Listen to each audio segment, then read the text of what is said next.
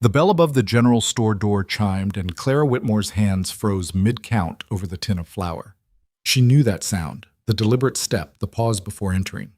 40 years had passed, but some rhythms the heart never forgets.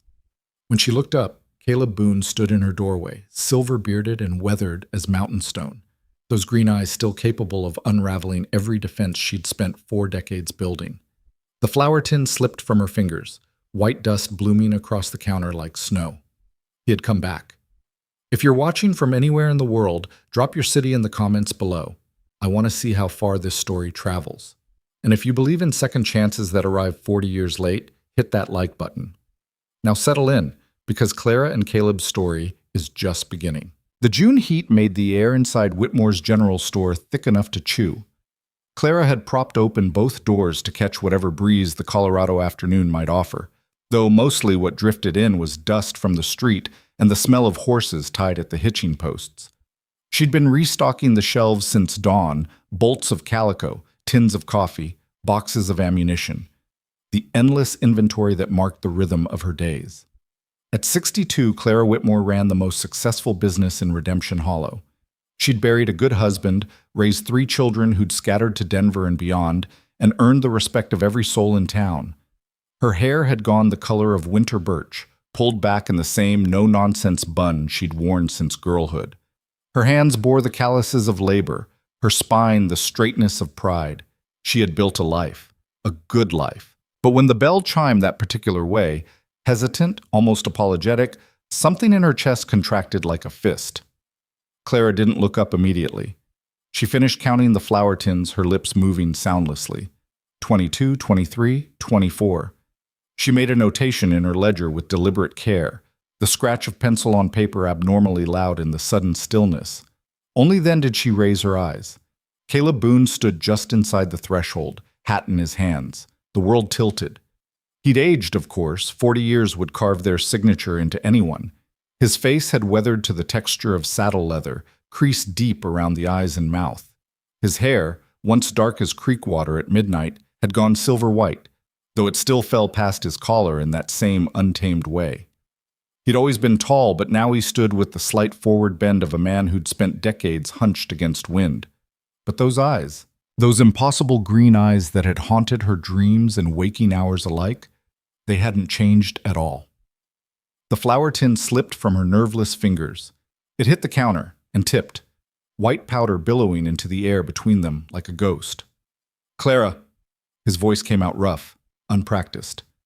I wasn't sure you'd still be here." She couldn't speak. Her throat had closed completely. "I know I got no right," Caleb continued, shifting his weight like a schoolboy called to account. "No right at all to just walk in after 40 years." Clara's voice cracked on the number. 40 years, Caleb Boon. He flinched as though she'd struck him. "Yes, ma'am." "Don't you ma'am me." The words came out sharper than she'd intended, years of buried anger suddenly finding purchase. "You don't get to disappear for 4 decades and walk back in here with your hat in your hands like you've been gone a week." "I know." "Do you?" Clara's hands gripped the counter edge, knuckles white. "Do you have any idea?" The bell chimed again. Martha Henderson bustled in, her market basket over one arm, already talking before she'd fully crossed the threshold. "Clara, I need 3 yards of that blue gingham for—" She stopped short, her sharp eyes taking in the scene. The tension in the air was palpable as wood smoke. "I'll be with you in a moment, Martha," Clara said, not taking her eyes off Caleb. Martha's gaze swung between them, curiosity naked on her face. She'd been in Redemption Hollow long enough to remember the scandal, the Whitmore girl and the mountain man, the abrupt disappearance, the whispers that had taken years to fade. "I can come back," Martha offered, though her feet didn't move an inch. "That won't be necessary." Clara finally broke eye contact with Caleb, turning to her customer with practiced professionalism. "The gingham's on the second shelf. I'll cut it for you." Caleb took the dismissal for what it was. He settled his hat back on his head, the brim shadowing his face. "I'm staying at the boarding house," he said quietly. "Mrs. Chen's place, at the end of Main Street. If you want to talk." He turned and walked out, the bell marking his exit with the same apologetic chime. Clara's hand shook as she measured out Martha's fabric. She made 3 attempts before she got the cut straight. "Is that really him?" Martha whispered, leaning close. "Caleb Boon? After all these years?" 3 yards comes to 45 cents, Clara said flatly. Martha opened her mouth, thought better of it, and fished the coins from her purse without another word. The boarding house sat at the quiet end of Main Street, where the businesses gave way to modest homes and the sound of the creek became audible beneath the town's daily noise. Mrs. Chen ran a tidy establishment, 6 rooms upstairs, meals included, no drinking or gambling on the premises. Caleb had taken the smallest room, the one at the back that looked out over the vegetable garden rather than the street. He didn't need much space. After 40 years of sleeping under open sky or in caves barely tall enough to sit upright, 4 walls and a roof felt almost claustrophobic. He sat on the narrow bed, the first real bed he'd slept in since he couldn't remember when, and stared at his hands. They were a stranger's hands, gnarled and scarred, permanently darkened by weather and work. He flexed his fingers slowly, watching the tendons move beneath skin as tough as boot leather. What had he expected? That she'd throw her arms around him? That she'd waited, perfectly preserved like a butterfly in amber, for him to find his courage? 40 years. He'd spent them in the high country, trapping in winter, guiding hunters in fall, living off what the land provided and what little money he could earn from the trading posts scattered through the Rockies. He told himself he was free from expectations, from disappointment, from the weight of another person's hopes pinned to his shoulders. But lately, in the deep cold of mountain winter, when the silence became absolute, he'd started to understand that freedom and loneliness were sometimes just different names for the same condition. A knock at the door startled him from his thoughts. Mrs. Chen stood in the hallway, her gray braid over one shoulder, her expression carefully neutral. "Supper's at 6, she said. "Chicken and dumplings tonight, and there's a woman downstairs asking for you." Caleb's heart jumped. "Clara?" "Didn't give her name." Mrs. Chen's eyes held a glimmer of something that might have been sympathy. "But she's got the look of someone who's been chewing on hard words." He descended the stairs slowly, his boots loud on the wooden steps. The boarding house parlor was modest but comfortable. A worn sofa, 2 chairs, a bookshelf stuffed with dog-eared novels and outdated newspapers. Clara stood by the window, her back to him, arms wrapped around herself despite the summer heat. "You came," Caleb said. She turned. In the late afternoon light, he could see the girl she'd been beneath the woman she'd become. The same stubborn chin. The same way of holding herself, like she was braced against a strong wind. "I closed the store early," she said. "Told Martha I had inventory to manage. The whole town will be buzzing by morning. I'm sorry for that." "Are you?" Clara's eyes were dry, but her voice carried the weight of unshed tears. "Are you sorry for anything, Caleb? Or did you just wake up one morning and decide it might be nice to see what became of the girl you left behind?" The accusation stung because it wasn't entirely unfair. "I don't expect your forgiveness." "Good, because I don't know if I have it to give." She moved away from the window, her steps measured, controlled. "But I want to know why. After all this time, I think I deserve that much." Caleb gestured to the chairs. Clara hesitated, then sat, her spine not touching the backrest. He took the chair opposite, feeling the weight of the question settling over them both. "I was 22 years old," he began slowly. "Thought I knew everything. Thought I had the whole world figured out." "You asked me to marry you," Clara said. "May 14th, 1846, under the cottonwood tree by Miller's Creek. You had a ring made of braided horsehair because you couldn't afford gold." Her voice remained steady, but her hands twisted in her lap. "I said yes. I remember. And then you disappeared. No note, no explanation. Your brother told everyone you'd headed up into the Rockies for a trapping season, but you never came back. Not that fall. Not ever." Caleb looked down at his battered hands. "I got scared."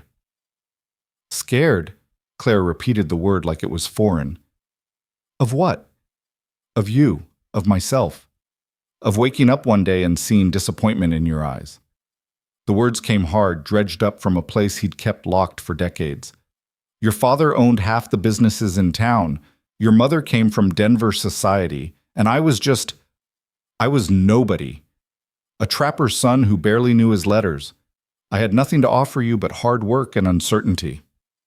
I didn't care about any of that. I know. That's what made it worse. Caleb finally met her gaze. You deserved someone who could give you the life you were raised for. Someone who could stand beside you in church on Sunday without looking like he'd just crawled out of the wilderness. Someone worthy of you. Clara stood abruptly, her chair scraping against the floor. She crossed to the window again, her shoulders rigid. So you made that choice for both of us. You decided what I deserved, what I wanted, without ever asking me. Yes. And it never occurred to you in 40 years to come back and tell me this. To give me a choice in my own life? Every day, Caleb said quietly. Every single day I thought about it. But the longer I stayed away, the harder it got to imagine facing you. And then I figured you'd married someone else, built a life, forgotten all about the fool who ran out on you. Clara turned and he saw tears now, tracking silently down her cheeks. I waited 5 years, Caleb. 5 years, telling everyone who asked that you'd be back, that there was some explanation. Do you know what that cost me? The pitying looks? The whispers? Poor Clara Whitmore, still waiting for a man who clearly didn't want her. The words hit like physical blows. Clara, I did marry eventually. Thomas Morrison. He was a good man, kind, steady, patient with my broken heart. He gave me 3 beautiful children and 22 years before a fever took him. Her voice softened slightly. I built a good life, Caleb. I won't let you think otherwise. I'm glad, Caleb said, and meant it. You deserve that. Deserve better than what I could have given you. You don't get to decide that. Clara wiped her eyes with the back of her hand, a gesture so familiar it made Caleb's chest ache. You don't get to decide what I deserved or what I could have been happy with. That's not love, Caleb. That's cowardice dressed up as nobility. The truth of it settled over him like cold water. You're right. I know I'm right. She pulled a handkerchief from her sleeve, dabbed at her face with sharp, angry movements. The question is, why now? Why come back after all this time? Caleb rose slowly from his chair, his joints protesting. I'm 63 years old. Spent the last winter in a cave in the Sawatch Range, listening to the wind howl and wondering what the point was. Realized I'd spent 40 years running from the one thing that scared me most. And in doing so, I'd built a life that wasn't really a life at all. Just existence, just marking time. He moved closer, though he kept a respectful distance. I don't have any grand illusions, Clara. I know I can't undo what I did. Can't give you back those years. But I needed to see you one more time. Needed to tell you the truth and say what I should have said 4 decades ago. He paused, gathering courage. I'm sorry. I was wrong. And leaving you was the biggest mistake of my life. Clara stared at him, her expression unreadable. The clock on the mantel ticked loudly in the silence. I don't know what to do with this, she said finally. I don't know how to feel about you standing here saying these things now when it's 40 years too late to matter. I understand. Do you? She laughed, a sound without humor. I buried my anger years ago, Caleb. Had to, or it would have eaten me alive. I made peace with what happened, told myself you were probably dead in some ravine, or married to a Ute woman, or drinking yourself to death in a mining camp. Any story was better than thinking you just didn't want me enough to stay. It was never about not wanting you. Then what was it about? Really? Caleb struggled for words, for some way to explain what he barely understood himself. You know how sometimes you can see a storm coming from miles away? See the clouds building, the lightning flashing, and you know it's going to hit with everything it's got? Clara nodded slowly. That's what loving you felt like standing in an open field watching the most beautiful, terrifying storm of my life bearing down on me. And I knew that if I let it hit, if I let myself love you the way I wanted to, it would change everything. I'd never be the same, never be able to go back to who I was before. He drew a shaky breath. So I ran before the storm could catch me. Spent 40 years telling myself I'd made the smart choice. And now Now I know that some storms are worth standing still for, even if they tear you apart, even if you never quite recover. He looked at her directly, letting her see everything he'd hidden for so long. I loved you, Clara. Loved you so much it terrified me. Still do, if I'm being honest. That never changed. The confession hung in the air between them, raw and exposed. Clara closed her eyes, fresh tears spilling over. This isn't fair. I know. You can't just walk back into my life and say these things and expect— She broke off, shaking her head. I don't even know what you expect. Nothing, Caleb said. I expect nothing. I just wanted you to know the truth. Wanted you to understand it wasn't about you. It was never about you not being enough. You were always more than enough. I was the one who was lacking. Clara opened her eyes, studying him with an intensity that made him feel stripped bare. What do you want now, Caleb? Really want? The question pierced straight through. What did he want? To turn back time, to erase his mistakes, to somehow reclaim the life they might have built together? I want to stay, he said quietly. Not at the boarding house, here, in Redemption Hollow. I want to wake up in the morning and know I might see you on the street. I want to not spend the rest of my life alone in the mountains wondering what if. I want a chance to prove that I'm not the same coward who ran away 40 years ago. And if I can't give you that chance, Caleb nodded slowly, then I'll respect that. But I'm still staying. I'm done running, Clara. From you, from myself, from the life I was too scared to build. Even if you never speak to me again, I'm staying. Clara turned back to the window, her silhouette sharp against the fading light.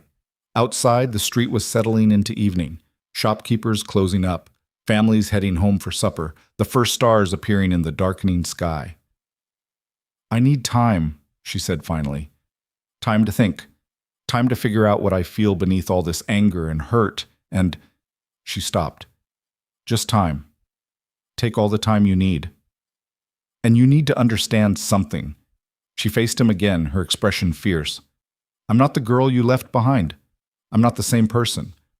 I've buried a husband, raised children, run a business through droughts and financial panics and more hardship than you can imagine. I've built a life I'm proud of, a life that doesn't need fixing or completing. I know that. Do you? Because I won't be some project, Caleb. Some way for you to assuage your guilt or prove you're a changed man. If we're going to have any kind of relationship, friendship or otherwise, it has to be because we choose it, not because of some debt you think you owe. I understand. Clara gathered her shawl, preparing to leave. At the door, she paused without turning around. Thomas used to say that the hardest part of loving someone is trusting them with your heart a second time.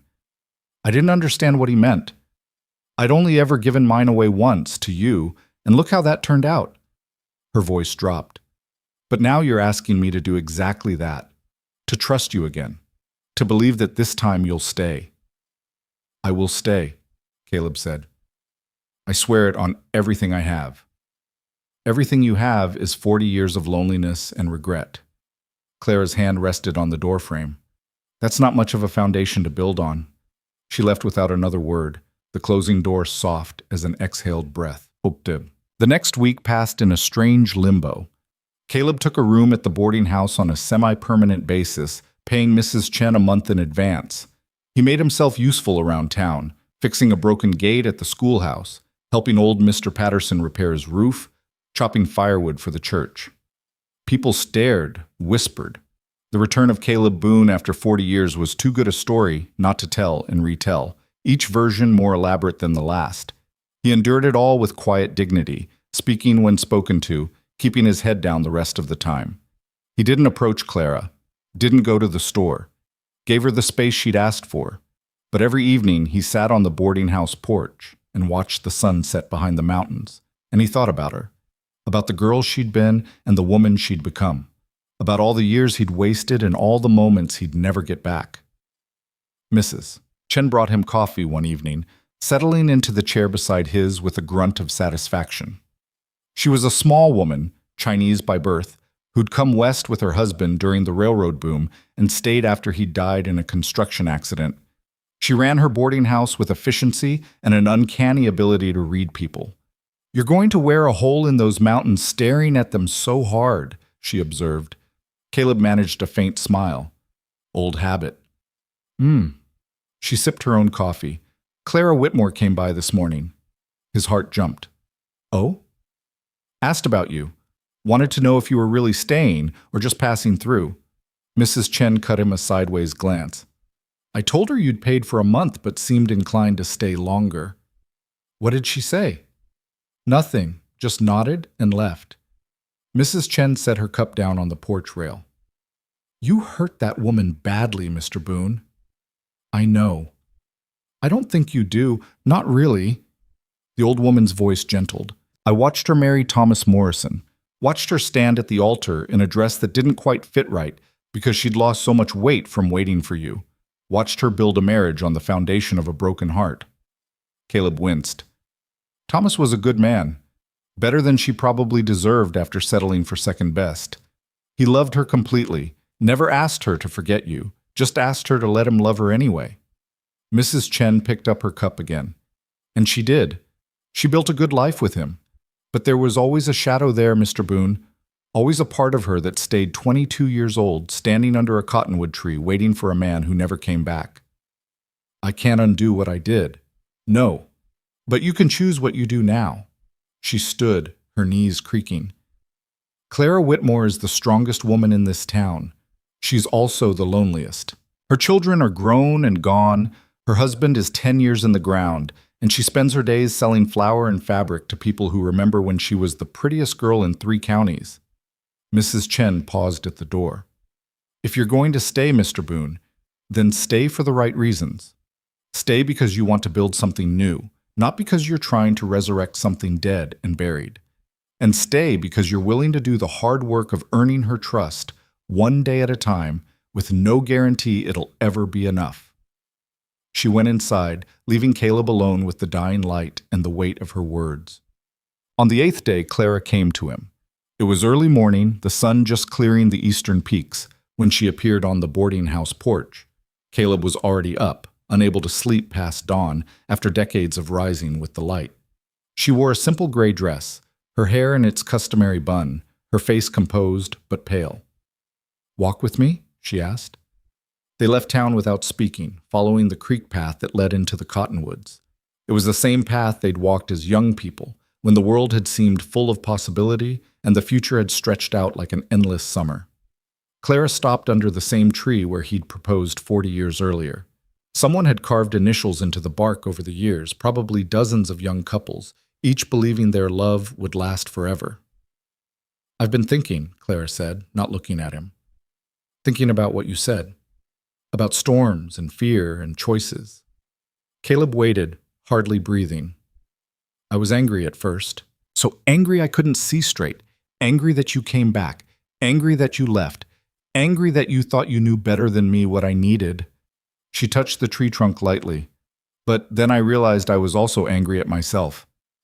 You didn't do anything wrong, didn't I? Clara turned to face him. I waited 5 years, Caleb. 5 years telling myself you'd come back with some grand explanation. 5 years putting my life on hold for a man who'd made it perfectly clear he didn't want me. That's not love. I don't even know what that is. Stubbornness? Pride? Fear of admitting I'd been wrong about you? You weren't wrong about me. No? Her smile was sad. Then what were you? Because the man I loved wouldn't have run. The man I loved would have stayed and fought for us, even if he was scared, even if he thought he wasn't good enough. Caleb felt the truth of it like a blade between his ribs. You're right. That man didn't exist. Not then. And now? He chose his words carefully, knowing this might be his only chance. Now I'm a man who spent 40 years learning what it costs to run from the things that matter. I'm a man who knows exactly what he lost and exactly why he lost it. I can't give you back your youth, Clara. Can't give you the life we might have built, but I can give you honesty. And I can promise that if you give me another chance, any kind of chance, I won't run again. Not from you, not from fear, not from anything. Clara studied him, her eyes searching his face for something, truth maybe, or sincerity, or just the courage to believe him. I love Thomas, she said quietly. Truly loved him. Not the way I loved you. That was something different, something young and fierce that probably wouldn't have survived real life anyway. But I loved Thomas for who he was and what we built together. And when he died, I thought that was it. Thought I'd had my chance at love and I should be grateful for what I'd been given." She paused, gathering courage of her own. "And then you walked back into my store, and I felt something I thought was long dead. I felt that storm you talked about. Still feel it, actually, and it terrifies me just as much now as it probably terrified you then." Hope flickered in Caleb's chest, fragile as a candle flame. "Clara, I don't know if I can trust you," she interrupted. "I don't know if I can give you my heart again and trust you not to break it, but I also don't know if I can live the rest of my life wondering what if. Wondering if maybe, just maybe, we could have had something worth all this pain." She stepped closer, close enough that he could see the silver threading through her hair, the fine lines around her eyes, all the marks of the years they'd spent apart. "So here's what I propose," Clara said. "You want to stay? Then stay. But you court me properly, Caleb Boon. You come to my store and buy flour you don't need. You walk me home when it gets dark. You sit in church beside me on Sunday and endure the whispers. You let me see who you are now, not who you were 40 years ago. And I'll try to figure out if there's still a place in my life for the man you've become. And if there isn't, then at least we'll both know we tried. At least we won't spend our last years wondering." Caleb reached out slowly, giving her time to pull away if she wanted. When she didn't, he took her hand in his. Her fingers were work-roughened, calloused from years of labor, warm and real and present. "I'd be honored to court you, Clara Whitmore," he said. "Honored and grateful and more hopeful than I've been in 40 years. She smiled then, a real smile that reached her eyes and transformed her face into something that echoed the girl she'd been. "Don't make me regret this." "I won't. I swear it." They stood under the cottonwood tree as the morning light filtered through the leaves, two people no longer young but not yet old, holding on to each other and the fragile promise of a second chance neither had expected to find. Behind them, the creek ran on as it always had, carrying the past away and the future forward, indifferent and eternal. Above them, the Colorado sky stretched wide and blue, full of possibility. And for the first time in 40 years, Caleb Boon felt like he'd finally come home. The first Sunday, Caleb arrived at Clara's house at 8:45, freshly shaved and wearing the only decent shirt he owned. He'd bought it the day before from her store, enduring Martha Henderson's raised eyebrows and poorly concealed smirk as she rang up the purchase. Clara opened the door before he could knock, as if she'd been waiting just out of sight. She wore a deep blue dress that brought out the color of her eyes, and a cameo brooch at her throat that he remembered belonging to her mother. "You're early," she said. "Didn't want to keep you waiting." The words carried weight neither acknowledged. They walked to church side by side, not touching, a respectable distance between them. The morning was cool, the sun just beginning to burn off the mist that clung to the creek. Around them, other families made their way toward the white steeple rising above the cottonwoods. The whispers started before they even reached the steps. "Is that really him? After all these years? Poor Clara, what's she thinking?" Caleb felt Clara stiffen beside him, her chin lifting in that defiant way he remembered. He wanted to take her hand to show the whole town that he wasn't ashamed of his past or his intentions, but he sensed that would only make things harder for her. Inside, they settled into a pew near the back.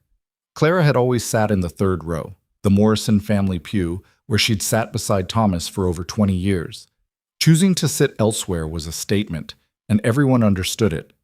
Reverend Walsh was a younger man than Caleb expected, probably in his 40s, with kind eyes and a voice that carried without shouting. His sermon was about forgiveness, about the prodigal son returning home to a father's embrace. Caleb wondered if the Reverend had chosen this particular scripture deliberately, or if it was just the universe's sense of irony. After the service, as the congregation filed out into the sunshine, several people approached. Some were genuinely welcoming. Old Mr. Patterson, who Caleb had helped with his roof, shook his hand firmly.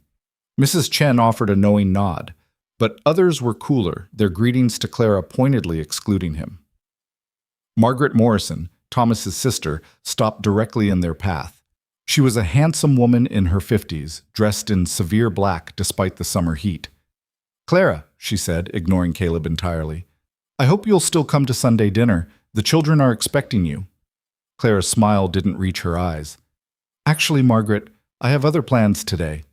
Margaret's gaze flicked to Caleb for the first time, cold and assessing. I see.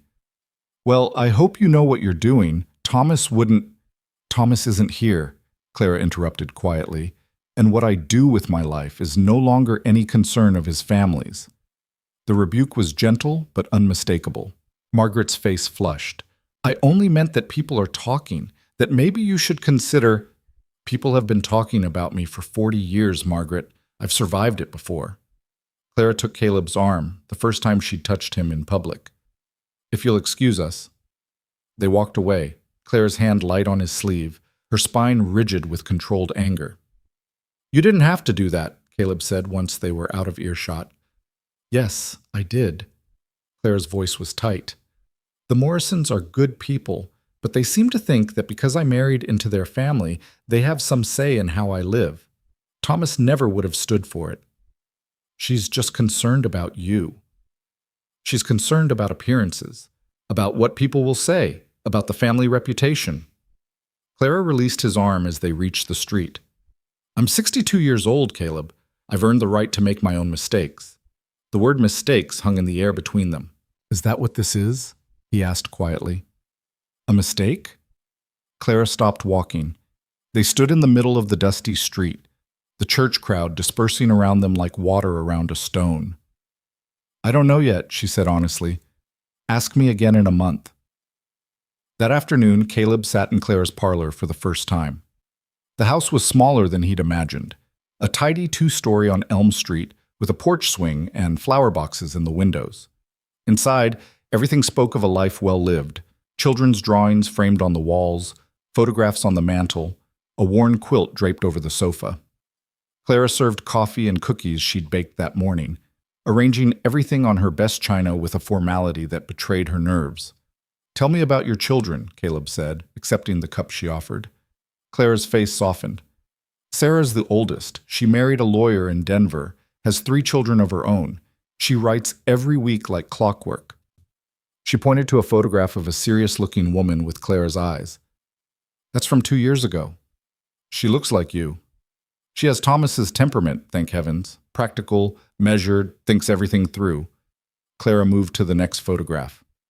That's Michael. He's in San Francisco working for the railroad. Never married, says he's too busy building the future to worry about the present. The third photograph showed a young woman with a bright smile and Clara's stubborn chin. And that's Elizabeth, my baby.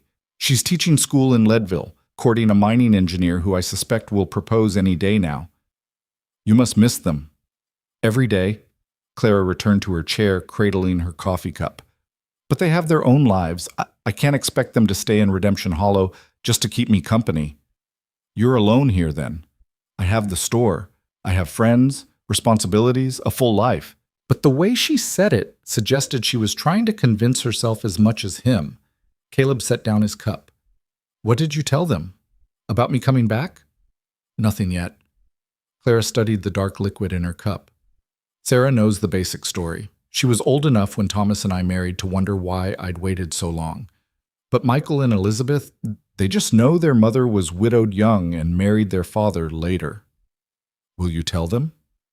I don't know. What would I say? Children, the man who broke my heart 40 years ago has returned, and I'm apparently foolish enough to give him another chance. She laughed without humor. Sarah would take the first train out here to talk sense into me. She'd be right to. Would she? Clara looked at him directly. You keep saying that I'm foolish, that this is a mistake, that you don't deserve another chance. But you're still here. You're still sitting in my parlor drinking my coffee and courting me. So which is it, Caleb? Do you want this or don't you? The question was fair. He'd been so focused on acknowledging his unworthiness that he hadn't stopped to consider how that sounded to her. I want this more than I've wanted anything in 40 years, he said. But I also know what it's costing you. The gossip, the judgment, your family's disapproval. If people are going to blame anyone, I want them to blame me, not you. I'm a grown woman, Caleb. I can handle disapproval. She set down her cup with a decisive clink. What I can't handle is you constantly apologizing, constantly acting like you're not good enough to be here. If we're going to do this, whatever this is, then you need to be present, not constantly looking over your shoulder waiting for me to change my mind. You're right. I know I'm right. She stood, smoothing her skirt. Now, I believe you promised to court me properly, so court me. Tell me about your life. Not the parts you're ashamed of. I already know you ran away. Tell me about the parts that mattered, what you saw, what you learned, who you became in those 40 years. So Caleb told her. He told her about the first winter in the high country, when he'd nearly frozen to death and been saved by a Ute elder who taught him how to survive in the mountains. He told her about trapping beaver and marten, about weeks of solitude so complete that the sound of his own voice became strange. He told her about the hunters he'd guided, some respectful, some arrogant, all of them searching for something they couldn't name in the wilderness. He told her about the beauty of the mountains in every season, spring meadows carpeted in wildflowers, summer thunderstorms that turned the sky purple and green, autumn aspens burning gold against granite peaks, winter silence so profound it felt like prayer. He told her about the loneliness. There were times, he said quietly, when I'd go months without speaking to another person, just me and the mountains and the endless quiet. I told myself I preferred it that way, told myself I was free, that I'd escaped all the complications of civilized life. But you hadn't. No, I'd just traded one kind of prison for another. He looked at his hands, weathered and scarred. A man can convince himself of almost anything if he tries hard enough. I convinced myself I was content, that I'd made the right choice. But contentment and happiness aren't the same thing, and I was never happy. Not once in 40 years. Clara was quiet for a long moment. When she spoke, her voice was soft. I was happy. Not at first. Those first years after you left, I was miserable. But with Thomas, I found happiness. It wasn't the wild, desperate kind of happiness I'd imagined with you. It was quieter, steadier, but it was real.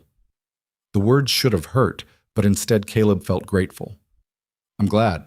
You deserved that. We both deserved it. That's what makes this so complicated. She moved to the window, looking out at the street where children played and neighbors passed by on their Sunday walks. Thomas has been gone 10 years, Caleb. For the first few years, I kept expecting him to walk through the door, kept setting his place at the table out of habit. The grief was crushing. She turned back to him, but eventually it faded. I learned to live with his absence, learned to be alone without being lonely, most of the time anyway. I built routines, filled my days with work and church and grandchildren's visits. I made a life that didn't revolve around waiting for anyone or needing anyone. And now I've disrupted that. Yes, you have. She smiled faintly. And I'm not sure how I feel about it. Part of me wants to tell you to leave, to go back to your mountains and let me return to my comfortable, predictable life. But another part... She stopped, shook her head. What does that part want? Clara met his eyes. That part remembers what it felt like to be 22 years old and so in love it hurt to breathe. That part wonders if maybe there's still time for one more great adventure before the end. The vulnerability in her voice undid him. Caleb crossed the room slowly, giving her time to step back if she wanted. She didn't. He took her hands in his, feeling the calluses that matched his own, the strength in her fingers. I can't give you back your youth, he said. Can't erase the years or undo the hurt. But if you'll let me, I'll spend whatever time we have left proving that you didn't make a mistake. That loving me, if you can love me again, won't break your heart a second time. Clara's eyes glistened. Don't make promises you can't keep. I won't. I'll just make one promise and keep it every day. He squeezed her hands gently. I promise I won't run. Not from you, not from fear, not from the hard conversations or the difficult moments. I'm here, Clara, for as long as you'll have me. She pulled one hand free and touched his face, her fingers tracing the lines around his eyes, the gray in his beard. Her touch was tentative, exploratory, as if relearning the geography of a landscape that had changed beyond recognition. You look so different, she whispered. But your eyes, they're the same eyes that looked at me under the cottonwood tree 40 years ago. And you're more beautiful now than you were then. She laughed, pulling her hand away. Now I know you're lying. I'm not. You were beautiful then. Any fool could see that. But now there's something more. Strength, resilience, wisdom. You've lived a whole life, Clara. Loved and lost and survived and built something worth having. That kind of beauty doesn't fade. Tears spilled down her cheeks. Stop it. You're going to make me believe you. Good, because I mean every word. She stepped back, wiping her eyes with trembling fingers. You should go. People will talk if you stay too long. Let them talk. Caleb's, all right, I'll go. But I'm coming back. Tomorrow, I'll come to the store and buy something I don't need. And the day after that, I'll walk you home. And the day after that, I understand the concept of courting, Clara interrupted, but she was smiling through her tears. At the door, Caleb paused. Thank you for today. For church. For coffee. He gestured vaguely. For giving me a chance. Don't thank me yet. We're just beginning. The next 2 weeks fell into a rhythm. Every morning, Caleb appeared at the general store around 10 o'clock, after the early rush of customers but before the midday lull. He'd buy something small, a tin of coffee, a box of matches, a coil of rope, and linger at the counter, talking to Clara when she wasn't busy with other customers. The conversations were tentative at first, careful exchanges of safe information. The weather, the town gossip, news from Denver. But gradually they deepened. Clara told him about running the store, about the lean years after Thomas died when she'd nearly lost the business, about the satisfaction of building it back up through sheer determination. Caleb told her about the changing mountains, about the railroads and mines creeping higher into the wilderness, about the vanishing herds and shrinking spaces where a man could truly be alone. You miss it, Clara observed one afternoon, as she tallied up his purchases, a handkerchief he didn't need, and a tin of crackers he probably wouldn't eat. Parts of it, Caleb admitted, but not as much as I thought I would. Turns out 4 walls and a roof aren't so bad when there's a reason to stay inside them.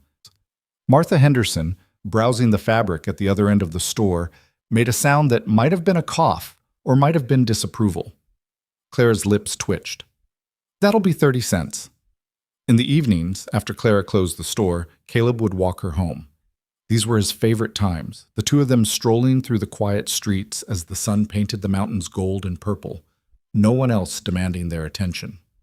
Tell me about the boy you were, Clara said one evening. Before you came to Redemption Hollow, I realized I never really knew much about your childhood. Caleb was quiet for a moment, sifting through memories he rarely examined. Not much to tell. My father was a trapper. My mother died when I was 8. After that, it was just me and Pa and my older brother Jacob, moving wherever the trapping was good. That must have been hard, losing your mother so young. I barely remember her, to be honest. Just fragments. The smell of bread baking. A song she used to sing. The way she'd braid my hair before bed. He smiled at the memory. Pa did his best, but he didn't know how to raise boys on his own. Mostly, we just learned to stay out of his way and pull our own weight. Is that why you became so self-sufficient, so good at being alone? Caleb considered this. Maybe. Or maybe I was just born that way. Jacob was different. He loved people, loved being around folks, telling stories. He eventually settled down, married a girl from Bent's Fort, had a whole passel of kids. Are you still in touch with him? He died about 15 years ago. Pneumonia. The words came easier than they once had. His oldest boy wrote to tell me. By the time the letter found me, the funeral was long past. Clara touched his arm, a brief gesture of sympathy. I'm sorry. Me too. We were never close, but he was the only family I had. Caleb cleared his throat. What about you? Your parents? Your family? Mother died 5 years ago. Father 10 years before that. My sister Rebecca lives in St. Louis. We write occasionally, but we were never close. Clara's voice held old sadness. She never understood why I stayed in Redemption Hollow after Thomas died. Thought I should sell the store and come live with her and her husband. Why didn't you? Because this is my home. My life is here. The store, the church, the people I've known for decades. I wasn't about to abandon all that just because I was alone. She paused. Besides, Rebecca's idea of help would be finding me a nice widower to marry and managing every aspect of my life. I'd have gone mad within a month. They'd reached her house. The porch swing creaked in the evening breeze, and fireflies were beginning to emerge from the garden. Would you like to come in? Clara asked, then immediately looked flustered. For coffee, I mean. Just coffee. I know what you meant, Caleb smiled. And yes, I'd like that. Inside, Clara lit the lamps and put the kettle on while Caleb settled into what was becoming his usual chair. The domesticity of it struck him, the quiet companionship, the comfortable silence, the simple pleasure of being in her presence. What are you thinking about? Clara asked, catching his expression. This. Us. How strange and ordinary it feels at the same time. He accepted the coffee cup she handed him. I spent so many years imagining what my life would have been like if I'd stayed. Built whole scenarios in my head. The house we'd have lived in, the children we'd have raised, the life we'd have made. But none of those fantasies ever looked like this. What did they look like? Young. We were always young in my head, frozen at 22 forever. I never imagined us old, sitting in a parlor drinking coffee and talking about dead siblings and grown children. He met her eyes. But this is better, more real. Clara sat down across from him, cradling her own cup. I did the same thing for years. Imagined you coming back, imagined what I'd say, how I'd react. Sometimes I'd slap you, sometimes I'd fall into your arms, sometimes I'd just slam the door in your face. What made you decide not to do any of those things? Honestly, I was too shocked. You were the last person I expected to see walk into my store that day. She sipped her coffee thoughtfully. But also, I think I was just tired. Tired of being angry, tired of holding on to old hurts. I'd spent 40 years carrying that weight, and suddenly there you were, offering me a chance to finally put it down. Have you? Put it down? Clara was quiet for a long moment. I'm trying. Some days are easier than others. Sometimes I look at you and I see the boy who promised to love me forever, and I want to believe we can recapture that. Other times I look at you and I see a stranger who left me waiting under a cottonwood tree, and I want to tell you to leave and never come back. And right now? What do you see? She studied him across the lamplit space, her expression thoughtful. Right now I see a man who's trying very hard to make up for old mistakes. A man who's scared but staying anyway. A man who... She stopped, shook her head. I don't know. Maybe I see a friend, maybe something more. It's still too early to tell. Friends is good, Caleb said. Friends is a start. Is it enough for you? He could have lied, could have said yes and kept things comfortable, but Clara deserved honesty. No, he admitted, but it's more than I had 3 weeks ago, and I'll take whatever you're willing to give. The clock on the mantel chimed 9. Clara glanced at it, then back to him. You should go. Mrs. Chen will wonder. Mrs. Chen knows exactly where I am and doesn't wonder about anything. But Caleb stood anyway, setting his cup on the side table. Thank you for tonight. For coffee? For everything. For not giving up on this. On us. Clara walked him to the door. In the dim light of the hallway, she looked younger, the harsh lines of her face softened by shadow. Caleb? Yes? I'm glad you came back, even with all the complications and confusion and gossip. I'm glad you're here. The admission cost her something. He could see it in the set of her shoulders, the way she wouldn't quite meet his eyes. Caleb reached out and tucked a stray strand of hair behind her ear, his fingers barely grazing her cheek. So am I, he said softly. On the porch, he paused and turned back. Clara stood in the doorway, backlit by the warm glow of the parlor lamps, looking both fragile and fierce. Tomorrow? He asked. Tomorrow, she confirmed. The third week brought the first real test of their fragile understanding. Clara's daughter Sarah arrived on the Wednesday stage, unannounced and clearly on a mission. Caleb first learned of it when he arrived at the store the next morning to find Clara deep in conversation with a handsome woman in her late 30s, dressed in expensive traveling clothes and wearing an expression of barely contained disapproval. Mother, you can't be serious, Sarah was saying as the bell chimed. She turned at the sound, her sharp gaze landing on Caleb with immediate recognition. You must be Mr. Boon. The temperature in the store dropped 10 degrees. Sarah, this isn't the time, Clara began. On the contrary, this is exactly the time. Sarah stepped forward, placing herself between Caleb and her mother with deliberate precision. Mr. Boon, I'd like a word with you, privately. Sarah Elizabeth Morrison, Clara's voice carried the steel of maternal authority. "You will not." "It's all right," Caleb interrupted gently. He looked at Clara, trying to communicate reassurance. "I don't mind." They stepped outside into the morning heat. Sarah led him across the street to the small park where children played and mothers watched from the shade of oak trees. She didn't speak until they were well away from listening ears. "I'm going to be direct, Mr. Boon," Sarah said, folding her arms. "I came here because Mrs. Henderson wrote to me in a panic, saying my mother was being courted by the man who abandoned her 40 years ago. At first I thought she was exaggerating. You know how small-town gossip is. But here you are." "Here I am," Caleb agreed. "My mother is a good woman, the best woman I know. She raised 3 children largely on her own, built a successful business, and survived more hardship than anyone should have to endure." Sarah's eyes were hard. "And she did it all while carrying the weight of what you did to her." "I know." "Do you? Do you really?" Sarah's voice shook with suppressed anger. "I was 12 years old when my father died. I watched my mother grieve, truly grieve, for a man she'd loved deeply. But you want to know what I also watched? I watched her go through his belongings and find the letters he'd written to her before they married. Letters where he told her he knew he wasn't her first choice, but he'd spend his life trying to be worthy of the chance she gave him. The words hit Caleb like physical blows. "I never meant—" "I don't care what you meant." Sarah stepped closer, her voice dropping. "My father was a good man who loved my mother completely, and he lived his entire marriage knowing part of her heart belonged to someone else, to you. And still he loved her, still he built a life with her, still he died thinking she was the finest thing that ever happened to him." Tears tracked down Sarah's face, angry tears that she wiped away with sharp gestures.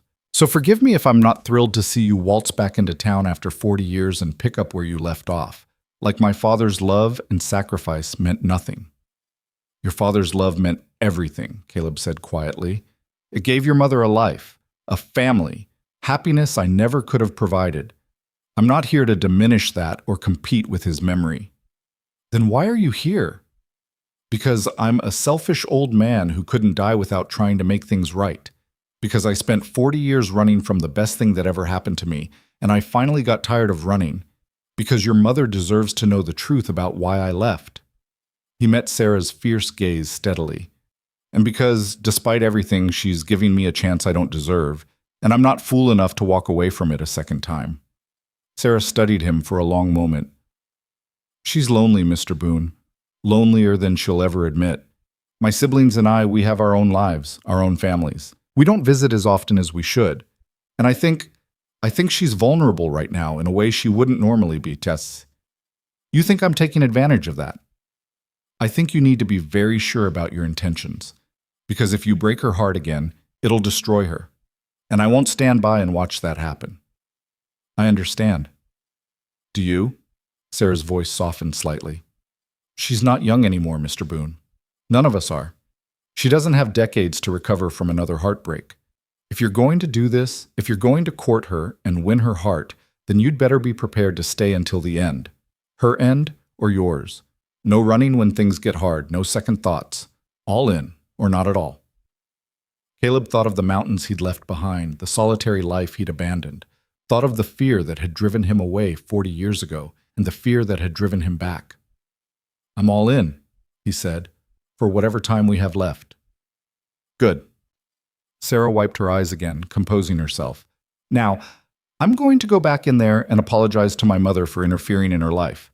And then you and I are going to have dinner tonight at her house, and you're going to tell me every detail about your intentions, your means, your character, and anything else I decide to ask about. That seems fair." "It's more than fair, Mr. Boon. It's generous." But Sarah's expression had thawed slightly, the protective daughter making room for cautious acceptance. "My mother has been alone for a long time. If you can make her happy, truly happy, then I'll support you. But if you hurt her, you'll make me regret it in ways I can't imagine." "Exactly." Sarah almost smiled. "I think we understand each other." They walked back to the store together, the tension between them eased if not entirely gone. Clara waited behind the counter, her face pale with worry. "Well?" she asked as they entered. "Mr. Boone and I have come to an understanding, Sarah said, and I owe you an apology, Mother. I had no right to interfere. You had every right, Clara countered. You're my daughter. You want to protect me. I do. But you're also a grown woman who's proven more than capable of making her own decisions. Sarah took her mother's hand. If Mr. Boone makes you happy, then I'll be happy for you. Just promise me you're being careful with your heart. I promise. Clara squeezed her daughter's hand, then looked at Caleb. Are you all right? I'm fine. Your daughter is a remarkable woman. You should be proud. I am. Clara's eyes glistened. She gets her protective instincts from her father. That evening, the three of them shared an awkward but not unpleasant dinner at Clara's house. Sarah grilled Caleb with questions that ranged from his financial situation to his health to his plans for the future. He answered everything honestly, holding nothing back. I have money saved, he told her. Not a fortune, but enough. I've lived simply for 40 years. Didn't have much to spend it on up in the mountains. I own a small cabin in the high country, but I'm planning to sell it, put down roots here. And you're in good health? Fair health. I'm 63, so I've got the usual aches and pains, but I'm strong enough to work and my mind's still sharp. What kind of work? Whatever needs doing. I'm good with my hands, good with animals, good at fixing things. I'll find something. Sarah's questions continued through the meal, but gradually they took on a different quality, less interrogation, more genuine curiosity. By the time Clara served coffee and pie, the conversation had eased into something almost comfortable. Tell me how you met, Sarah said. I know the basics, but I want to hear it from you. Clara and Caleb exchanged glances. I'll tell it, Clara said, since I'm the one who remembers it accurately. She told the story of meeting at a barn dance, of Caleb asking her to dance despite being covered in trail dust. Told about their courtship, walks by the creek, Sunday dinners with her family, stolen moments behind the church. Her voice softened as she spoke, remembering the girl she'd been and the dreams she'd harbored. He was wild and beautiful and completely unsuitable, Clara concluded. My parents were horrified, but I didn't care. I thought love could conquer anything. And then he left, Sarah said quietly. And then I left, Caleb confirmed. Biggest mistake of my life. Later, after Sarah had retired to the guest room and Clara walked Caleb to the door, she took both his hands in hers. Thank you, she said, for being honest with her, for not running when she attacked you. She was defending you. How could I hold that against her? Still, it meant a lot to me, watching you stand there and take her questions, her anger, everything she threw at you. Clara's thumb traced circles on the back of his hand. You really have changed, haven't you? I hope so. The man I was would have made excuses, would have deflected, would have run at the first sign of conflict. He brought her hands to his lips, kissing her knuckles gently. This man knows that anything worth having is worth fighting for. Even if the fight is with my daughter? Especially then. She loves you. I respect that. Clara stepped closer, close enough that he could smell the lavender soap she used, could see the silver threads in her hair catch the lamplight. Caleb Boon, I think I might be falling in love with you again. The words stopped his heart. Clara, I know, it's too soon, it's too complicated, it's probably a terrible idea. She smiled, but tears gleamed in her eyes. But I can't help it. Every day you show up at my store, every evening you walk me home, every moment we spend together, I remember why I fell in love with you in the first place. And I find myself hoping, her voice broke. I find myself hoping that maybe this time we'll get it right. Caleb pulled her into his arms, holding her close for the first time in 4 decades. She fit against him differently than she had at 22, softer in some places, sharper in others, marked by time and experience. But the essential rightness of it was the same. We'll get it right, he promised into her hair. I swear to you, Clara, we'll get it right. She held him tight, her face pressed against his chest, and for the first time since his return, Caleb felt the last piece of his fear dissolve. He was home. Finally, truly home. They stood together in the lamplight, neither wanting to break the embrace, until the clock struck 10 and the night grew late enough that even Mrs. Henderson would have material for her gossip. I should let you get some rest, Caleb said, though his arms didn't release her. You should, Clara agreed, not moving either. Finally, reluctantly, they stepped apart. Clara smoothed her hair with trembling hands, and Caleb retrieved his hat from the hall table where he'd left it hours ago. "Tomorrow?" he asked, the word becoming their ritual. "Tomorrow," she confirmed, but tomorrow brought something neither expected. Caleb was helping Mr. Patterson repair a section of fence behind the boarding house when a rider came through town at full gallop, shouting for the sheriff. Within minutes, half the town had gathered in the street, and the news spread like wildfire through dry grass. There'd been a cave-in at the Silver Queen mine up in the hills. 12 men trapped, maybe more. They needed every able-bodied man who could swing a pick or move timber. Caleb didn't hesitate. He dropped the hammer he'd been using and went straight to Mrs. Chen. "I need my old gear from upstairs, the pack with the climbing rope and the tools." "You're going up there?" Mrs. Chen asked, but she was already moving toward the stairs. "I know those mines, spent time in them years ago, know the geology, know how cave-ins behave." He was pulling on his worn leather jacket, the one that had seen him through countless mountain emergencies. "They'll need someone who understands how to shore up unstable rock." Clara appeared at his elbow, breathless from running. "Caleb, what are you doing?" "There are men trapped. I can help." "You're 63 years old, and I've got 40 years of mountain experience those young bucks don't have." He cupped her face gently. "I have to go, Clara. You know I do." She did know. He could see it in her eyes, the understanding warring with fear. "Then be careful, please." "I will." He kissed her forehead quickly, then turned to join the group of men gathering horses and equipment in the street. Sarah emerged from the general store where she'd been helping her mother with inventory. "What's happening?" "Mining accident," Clara said, her voice tight. "You're a fool." She stopped herself. "Caleb's going up to help with the rescue." Sarah looked at her mother's pale face, then at Caleb mounting a borrowed horse among the other volunteers. "He knows what he's doing? He knows the mountains better than anyone." Clara's hands twisted together. "But mines are dangerous, and cave-ins are unpredictable, and he's not a young man anymore." "He'll be fine, Mother." But Sarah took her mother's hand and held it tight.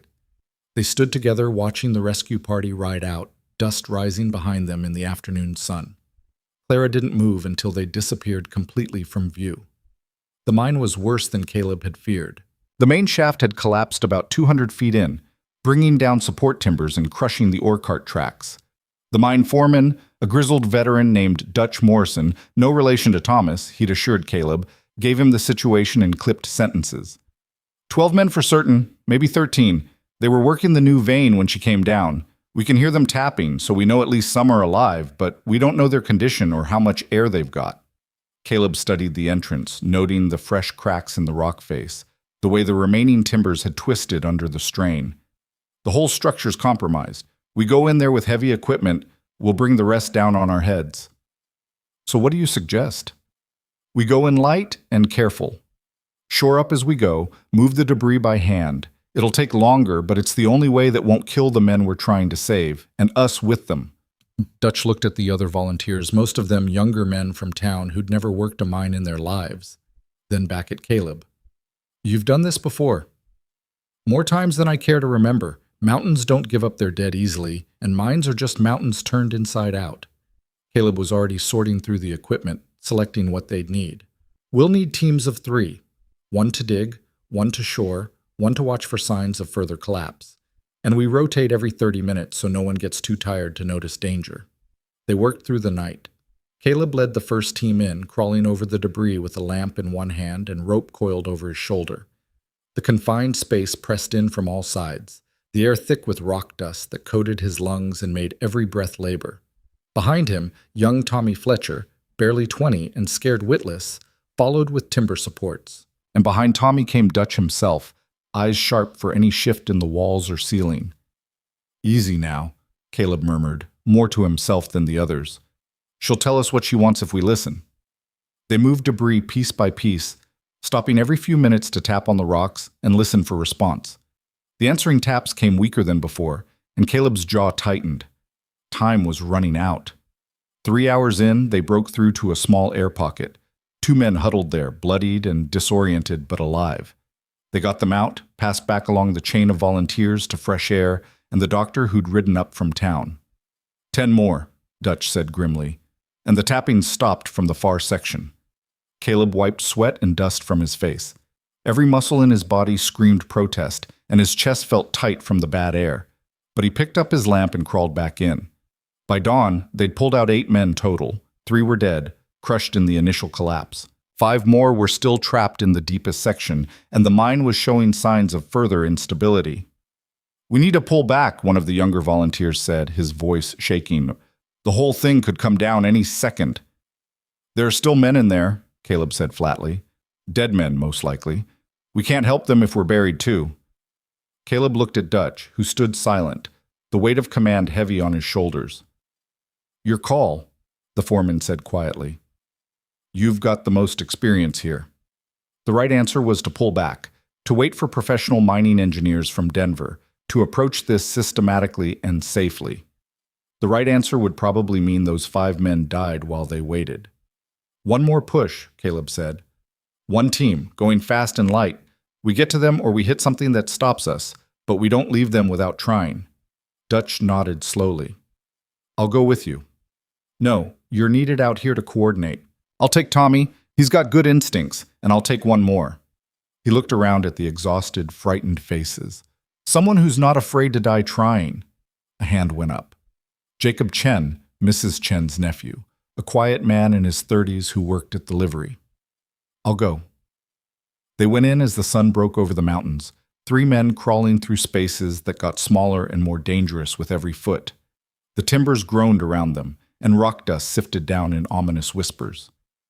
"There," Tommy said, pointing ahead where a gap showed in the rubble. "I see light from their lamps." They dug with renewed urgency, pulling away rocks, widening the gap. And then Caleb was through, dropping into a space barely 4 feet high, where 5 men sat pressed against the far wall. "About damn time," one of them rasped, and Caleb could have laughed with relief because if they had the energy to complain, they had the energy to survive.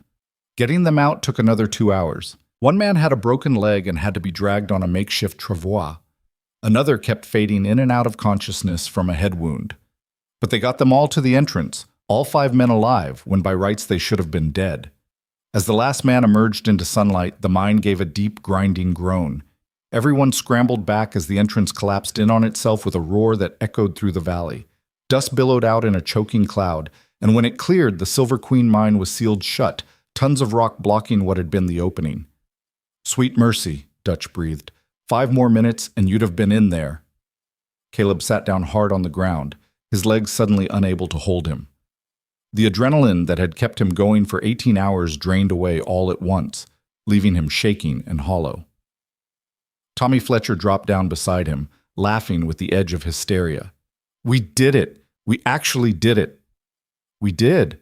Caleb's voice came out rough, abraded by rock dust and exhaustion. Someone pressed a canteen into his hands, and he drank deeply, the water cutting through the grit in his throat. Around him, men were embracing, crying, thanking the heavens for their survival. The rescued miners were being loaded into wagons for the trip back to town and the doctor's care. Dutch Morrison crouched down in front of Caleb, his weathered face creased with something like wonder. "That was the bravest or stupidest thing I've ever seen. Can't quite decide which." "Probably both," Caleb admitted. "Well, whatever it was, you saved 13 men today, 12 who made it out alive, and me, because I'd have ordered men into that mine and gotten them killed if you hadn't shown us the right way." Dutch held out his hand. "You ever need anything in this town? You come find me. I owe you a debt I can't repay." Caleb shook his hand, too tired for words. The ride back to Redemption Hollow passed in a blur. Caleb dozed in the saddle, jerking awake every time the horse stumbled, then drifting off again. By the time they reached town, the sun was high overhead, and what felt like the entire population had turned out to meet them. Clara pushed through the crowd before he'd even dismounted, her face streaked with tears, her hands reaching for him. "You're alive! Thank the heavens you're alive!" Caleb slid off the horse and into her arms, nearly taking them both to the ground. She held him up with surprising strength, and he buried his face in her hair, breathing in the scent of lavender and home. "I'm sorry," he mumbled. "Didn't mean to scare you." "Scare me? Caleb Boon, you've taken years off my life." But she was holding him so tight he could barely breathe, and he knew the anger came from fear. "When word came that the mine had collapsed with you still inside, I thought I'd lost you before we even—" She couldn't finish. He pulled back enough to look at her face, reading everything she couldn't say in her eyes. "I'm here," he said simply. "I'm here, and I'm not going anywhere." Sarah appeared at her mother's shoulder, her expression unreadable. But when she spoke, her voice was gentle. "Come on, let's get him home and cleaned up before he falls over." They took him to Clara's house, Sarah on one side and Clara on the other, supporting his weight as his exhausted body finally gave up the fight to stay upright. Inside, they steered him to a chair while Clara heated water and Sarah found clean cloths. "You need a bath," Clara said, eyeing his filth-covered clothes with dismay. "I need sleep more." "You're not sleeping in my house covered in half a mine's worth of dirt." But her hands were gentle as she washed the worst of the grime from his face and hands. "What were you thinking going back in there when the whole structure was ready to collapse?" "I was thinking there were men dying who didn't have to die." "And it never occurred to you that you might die too?" Caleb caught her hand, stilling her ministrations. "It occurred to me. But I also thought about what kind of man I wanted to be. The kind who runs from hard things, or the kind who faces them." He met her eyes steadily. "I've spent 40 years being the first kind. Thought maybe it was time to try being the second." Claire's eyes filled with tears again. "You stubborn, impossible, wonderful fool." Sarah cleared her throat from the doorway. "I'm going to the boarding house to get his things. He's obviously in no condition to walk back there, and frankly, Mother, I don't think you're going to let him out of your sight for the next week." "Sarah, that's not— People will talk." "Mother, people are already talking, have been since he came back to town. At this point, what's a little more gossip?" Sarah pulled on her shawl. "Besides, the man just saved 13 lives. I think that buys him some goodwill, don't you?" After she left, Clara finished cleaning Caleb up as best she could, then helped him to the guest room, the same room Sarah had been using, but she'd already moved her things to make space. "Just for tonight," Clara said firmly, "until you're recovered enough to go back to Mrs. Chen's." "Just for tonight," Caleb agreed, though they both knew it was a lie. He slept for 16 hours straight, waking only when Clara brought him broth and bread, which he ate mechanically before falling back into exhausted slumber. In his dreams, he was back in the mine, the walls pressing in, the darkness absolute except for the failing light of his lamp. But each time the dream turned toward nightmare, he'd wake to find Clara sitting in the chair beside his bed, reading or sewing or just watching him sleep. "You don't have to stay," he mumbled during one of these wakings. "I know." But she didn't move from the chair. When he finally woke truly, the sun was streaming through the window, and his body felt like it belonged to someone else. Sore, stiff, every muscle protesting movement. He sat up slowly, taking inventory. Nothing broken, nothing that wouldn't heal with time and rest. The smell of coffee drifted up from downstairs along with voices. Clara's, Sarah's, and others he didn't recognize. He pulled on the clean clothes someone had left folded on the chair, his own things from the boarding house, and made his way downstairs. The parlor was full of people. Dutch Morrison stood by the fireplace, hat in his hands. Beside him were two of the men Caleb had pulled from the mine, one with his leg in a splint, the other with bandages around his head. And scattered throughout were other townspeople, including Reverend Walsh and, surprisingly, Margaret Morrison. The conversation stopped when Caleb appeared. Clara hurried over, taking his arm as if afraid he might collapse. "You should still be resting," she scolded. "I've rested enough." He looked around at the gathered faces. "What's all this?" Dutch stepped forward. "We came to thank you proper, not just me, but everyone you saved, everyone whose husband or son or brother came home because of you." The man with the head bandages, Caleb remembered him as Peter something, spoke up, his voice thick with emotion. "My wife. She's expecting our first child. Our daughter was born 3 days ago while I was trapped in that mine. I'd have never met her if not for you." "I just did what anyone would have done," Caleb said, uncomfortable with the attention. "No," Margaret Morrison said, stepping forward. She'd been one of Clara's harshest critics, one of the Morrison family members most opposed to Caleb's return. You did what most people would have been too frightened to do. You risked your life for men you didn't know, in a mine that could have killed you at any moment." She paused, gathering her dignity around her. "I owe you an apology, Mr. Boon. I judged you on your past actions without considering that people can change. You've proven yourself to be a man of courage and character, and I was wrong to think otherwise." The formal apology cost her something, but she delivered it with grace. Caleb inclined his head, accepting it. "What Margaret's trying to say," Dutch added with a slight smile, "is that you're a hero, whether you like it or not, and this town doesn't forget its heroes." Over the next hour, person after person came forward to shake his hand, to thank him, to tell him how much it meant that he'd risked everything for people he barely knew. Clara stayed close to his side, her hand tucked into the crook of his elbow, and he drew strength from her presence. When the last visitor had left and the house was finally quiet again, Caleb sank back into the chair with a sigh of relief. "Quite the reception," Sarah observed from where she sat on the sofa. "You're the talk of the town, in a good way this time." "I didn't do it for the attention." "We know that. That's what makes it matter." Clara settled beside him, her hand finding his. "You could have died in that mine, Caleb.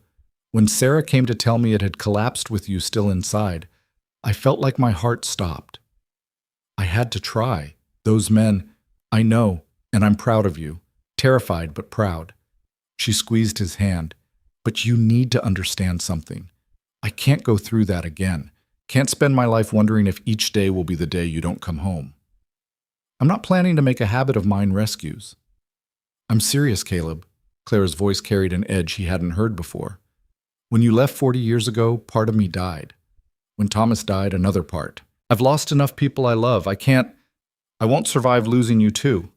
The word love hung in the air between them, acknowledged for the first time in the present tense rather than the past. "You love me," Caleb said softly. Clara's eyes were bright with unshed tears. "Of course I love you. I never stopped. Not really. Not through the years of waiting. Not through my marriage to Thomas. Not through the decade of widowhood. Part of me has always been that 22-year-old girl standing under a cottonwood tree, loving a wild mountain man who didn't know how to stay. Clara, but I'm not that girl anymore. I'm a woman who's learned that love isn't enough if the person you love keeps leaving, either through choice or through foolish heroics or through death." She turned to face him fully. "So I need to know, Caleb Boon. I need to know that you're committed to staying, not just in Redemption Hollow, but in life. In our life together, if that's what this is becoming." Caleb felt the weight of the question, understood what she was really asking. She wasn't just asking him to stay in town. She was asking him to choose life over risk, stability over adventure, her over the solitary existence he'd known for so long. "I'm all in," he said, echoing the promise he'd made to Sarah. "Whatever life we build together, I'm committed to it. To you. Until death takes one of us, and I plan to make sure that's a long time from now." Sarah stood quietly. "I think I'll go check on the store, give you two some privacy." After she'd left, Clara leaned her head against Caleb's shoulder, and they sat in comfortable silence for a long moment. Outside, the town went about its business, but inside Clara's parlor, time seemed suspended. "I'm scared," Clara whispered. "Of what?" "Of this. Of us. Of believing this is real and then losing it again." She lifted her head to look at him. "I'm 62 years old, and I feel like a girl with her first love. My heart races when you walk into the store. I can't sleep for thinking about you. I find myself planning a future I'd convinced myself I didn't want anymore." "Is that so terrible?" "It's terrifying. At our age, we should be settling into comfortable companionship, not feeling like this." But she was smiling through her tears. "Thomas used to say that love should feel like coming home. Safe, familiar, peaceful. What I feel for you is nothing like that. It's wild and uncertain and feels like standing at the edge of a cliff. And yet you're still here. And yet I'm still here." She touched his face, her fingers tracing the lines that time and weather had carved. "Do you know what I realized while you were in that mine? While I was waiting to hear if you'd survived? I realized that I'd rather have one more day of this terrifying, uncertain love with you than a lifetime of safety without you." Caleb turned his head to kiss her palm. Marry me, Clara. The words came out before he'd fully thought them through, but once spoken, he knew they were right, knew they'd been inevitable from the moment he'd walked back into her store. Clara froze. What? Marry me. Not someday, not eventually. Soon. As soon as Reverend Walsh can arrange it. He took both her hands in his. We've wasted 40 years, Clara. I don't want to waste another day. I want to wake up beside you every morning. I want to fall asleep holding you every night. I want whatever time we have left to be time we spend together as husband and wife. Caleb, we've only been courting for 3 weeks. We've known each other for 43 years. We loved each other as young people, survived decades apart, and found our way back to each other despite everything. If that's not enough foundation for a marriage, I don't know what is. Clara laughed, a sound caught between joy and disbelief. This is insane. What will people say? Let them say what they want. When have you ever cared about gossip? Fair point. She was crying openly now, tears streaming down her face. You're serious. You really want to marry me? More than I've wanted anything in my entire life. She pulled her hands free and stood, pacing to the window. Caleb watched her, his heart pounding, suddenly terrified that he'd pushed too hard, too fast, that she'd say no, and he'd have no one to blame but himself. 3 weeks ago, you walked back into my life, Clara said, her back to him. 3 weeks ago, I was content with my quiet existence, my store, my routines. And now you're asking me to marry you, to upend everything I've carefully built, to risk my heart one more time on a love that destroyed me once before. I know I'm asking a lot. You're asking everything. She turned to face him. You're asking me to trust you completely, to believe that this time will be different, to bet my future on a man who ran away from me 40 years ago. Caleb's heart sank. You're going to say no. I'm going to say yes. The world stopped. What? I'm going to say yes, you impossible man, because you're right. We've wasted enough time. Because life is short and uncertain, and I'd rather spend what's left of mine with you than spend it alone wondering what if. She crossed back to him, taking his hands and pulling him to his feet. Because I love you, Caleb Boon. I've loved you since I was 22 years old, and I'll love you until the day I die. He pulled her into his arms and kissed her, really kissed her, for the first time in over 4 decades. She kissed him back with a fierceness that belied her age, her fingers tangling in his hair, her body pressed against his, as if trying to make up for all the lost years in a single moment. When they finally broke apart, both breathless, Caleb rested his forehead against hers. I love you. I should have said it 40 years ago, should have said it every day since, but I'm saying it now. I love you, Clara Whitmore. I love you with everything I am and everything I have. Then we're getting married, she said firmly, and soon, before either of us comes to our senses. They told Sarah that evening over dinner. She set down her fork carefully and looked from her mother to Caleb and back again. You're sure about this, Mother? More sure than I've been about anything in a very long time. Sarah was quiet for a moment, then smiled, a genuine smile that transformed her face.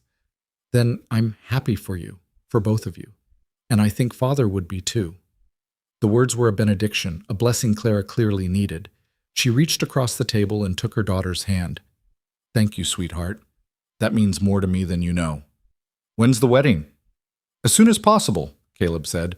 No point in a long engagement at our age. 3 weeks, Clara decided. That gives us time to do it properly. I want my children here, want to send word to my sister, want time to... She laughed at herself. Listen to me. Planning a wedding like a young bride. You are a bride, Sarah pointed out. Age has nothing to do with it. They spent the rest of the evening making plans. It would be a simple ceremony at the church, followed by a reception at Clara's house. They'd invite the whole town, partly because it was the right thing to do, partly because it would put an end to the gossip once and for all. What will you do about the store? Sarah asked. And where will you live? I'll keep running the store, Clara said immediately. It's my livelihood and my purpose. As for where we'll live, this house is big enough for 2. I can help with the store, Caleb offered. Heavy lifting, deliveries, whatever you need, and I can take on carpentry work, odd jobs around town. Between us, we'll manage. Sarah nodded approval. It sounds like you've thought this through. We've had 40 years to think about it, Clara said wryly. That night, after Sarah had gone to bed, Caleb walked out to the porch where Clara sat on the swing, looking up at the stars. He settled beside her, setting the swing in gentle motion. "Having second thoughts?" he asked. "Hundreds of them, but none strong enough to change my mind." She leaned against his shoulder. "Tell me something, Caleb. In all those years in the mountains, did you ever think you'd end up here? Sitting on a porch swing, planning a wedding, about to become a married man?" "Never. I thought I'd die alone up there, probably in winter, probably in some cave with no one to even know I was gone." He wrapped his arm around her shoulders. "This, you, is more than I ever let myself hope for. Do you miss it, the mountains, the solitude?" "Parts of it. I miss the silence sometimes, the simplicity. But what I have here is worth more than all of that." He kissed the top of her head. "You're worth more than all of that." They sat together as the night deepened around them, two people who'd spent most of their lives apart, but were determined to spend what remained of it together. Above them, the stars wheeled in their ancient patterns, indifferent witnesses to human joy and sorrow alike. Inside the house, a lamp still burned in Sarah's window, and down the street, the town of Redemption Hollow settled into sleep, unaware that in 3 weeks' time, they'd witness a wedding that had been 40 years in the making. Clara tilted her face up to Caleb's, and he kissed her again, tender and full of promise. When they pulled apart, she was smiling. 3 weeks, she said. "Think we can make it that long without causing more scandal?" "We've waited this long. 3 more weeks won't kill us." But in the quiet privacy of Clara's porch, with no one to see but the stars, they held each other close and let themselves imagine the life they were about to build. A life neither had expected, both had feared, and each now desperately wanted. The morning brought complications neither had anticipated. Clara woke to find a telegram waiting at the store, delivered before dawn by the station master who'd ridden out from the main depot. She read it 3 times before the words fully registered, her hands beginning to tremble. Sarah found her standing motionless behind the counter, the yellow paper clutched in her fist. "Mother, what's wrong?" "It's from Michael." Clara's voice sounded hollow.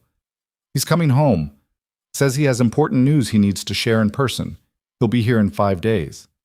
"That's wonderful, isn't it?" "He doesn't know about Caleb, doesn't know about the wedding." Clara sank onto the stool she kept behind the counter. "Sarah, Michael adored his father.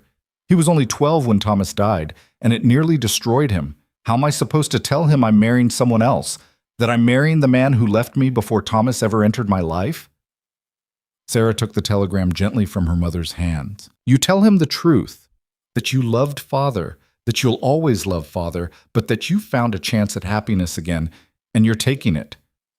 He'll think I'm betraying Thomas's memory, or he'll think his mother deserves to be happy." Sarah's voice was firm. "Michael's not a child anymore, Mother. He's a grown man. Give him credit for understanding that." But Clara's worry wasn't so easily dismissed. She was quiet through the morning, serving customers with mechanical efficiency, her mind clearly elsewhere. When Caleb arrived at his usual time, she pulled him aside into the back room where they kept the overflow inventory. "We have a problem," she said, and told him about Michael. Caleb listened without interruption, watching the anxiety play across her face. "You want to postpone the wedding?" "I don't know what I want. Michael's my son, Caleb. I can't marry you if it means losing him." "You won't lose him." "You don't know that."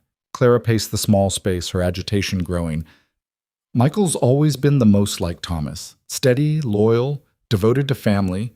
When his father died, he became the man of the house at 12 years old.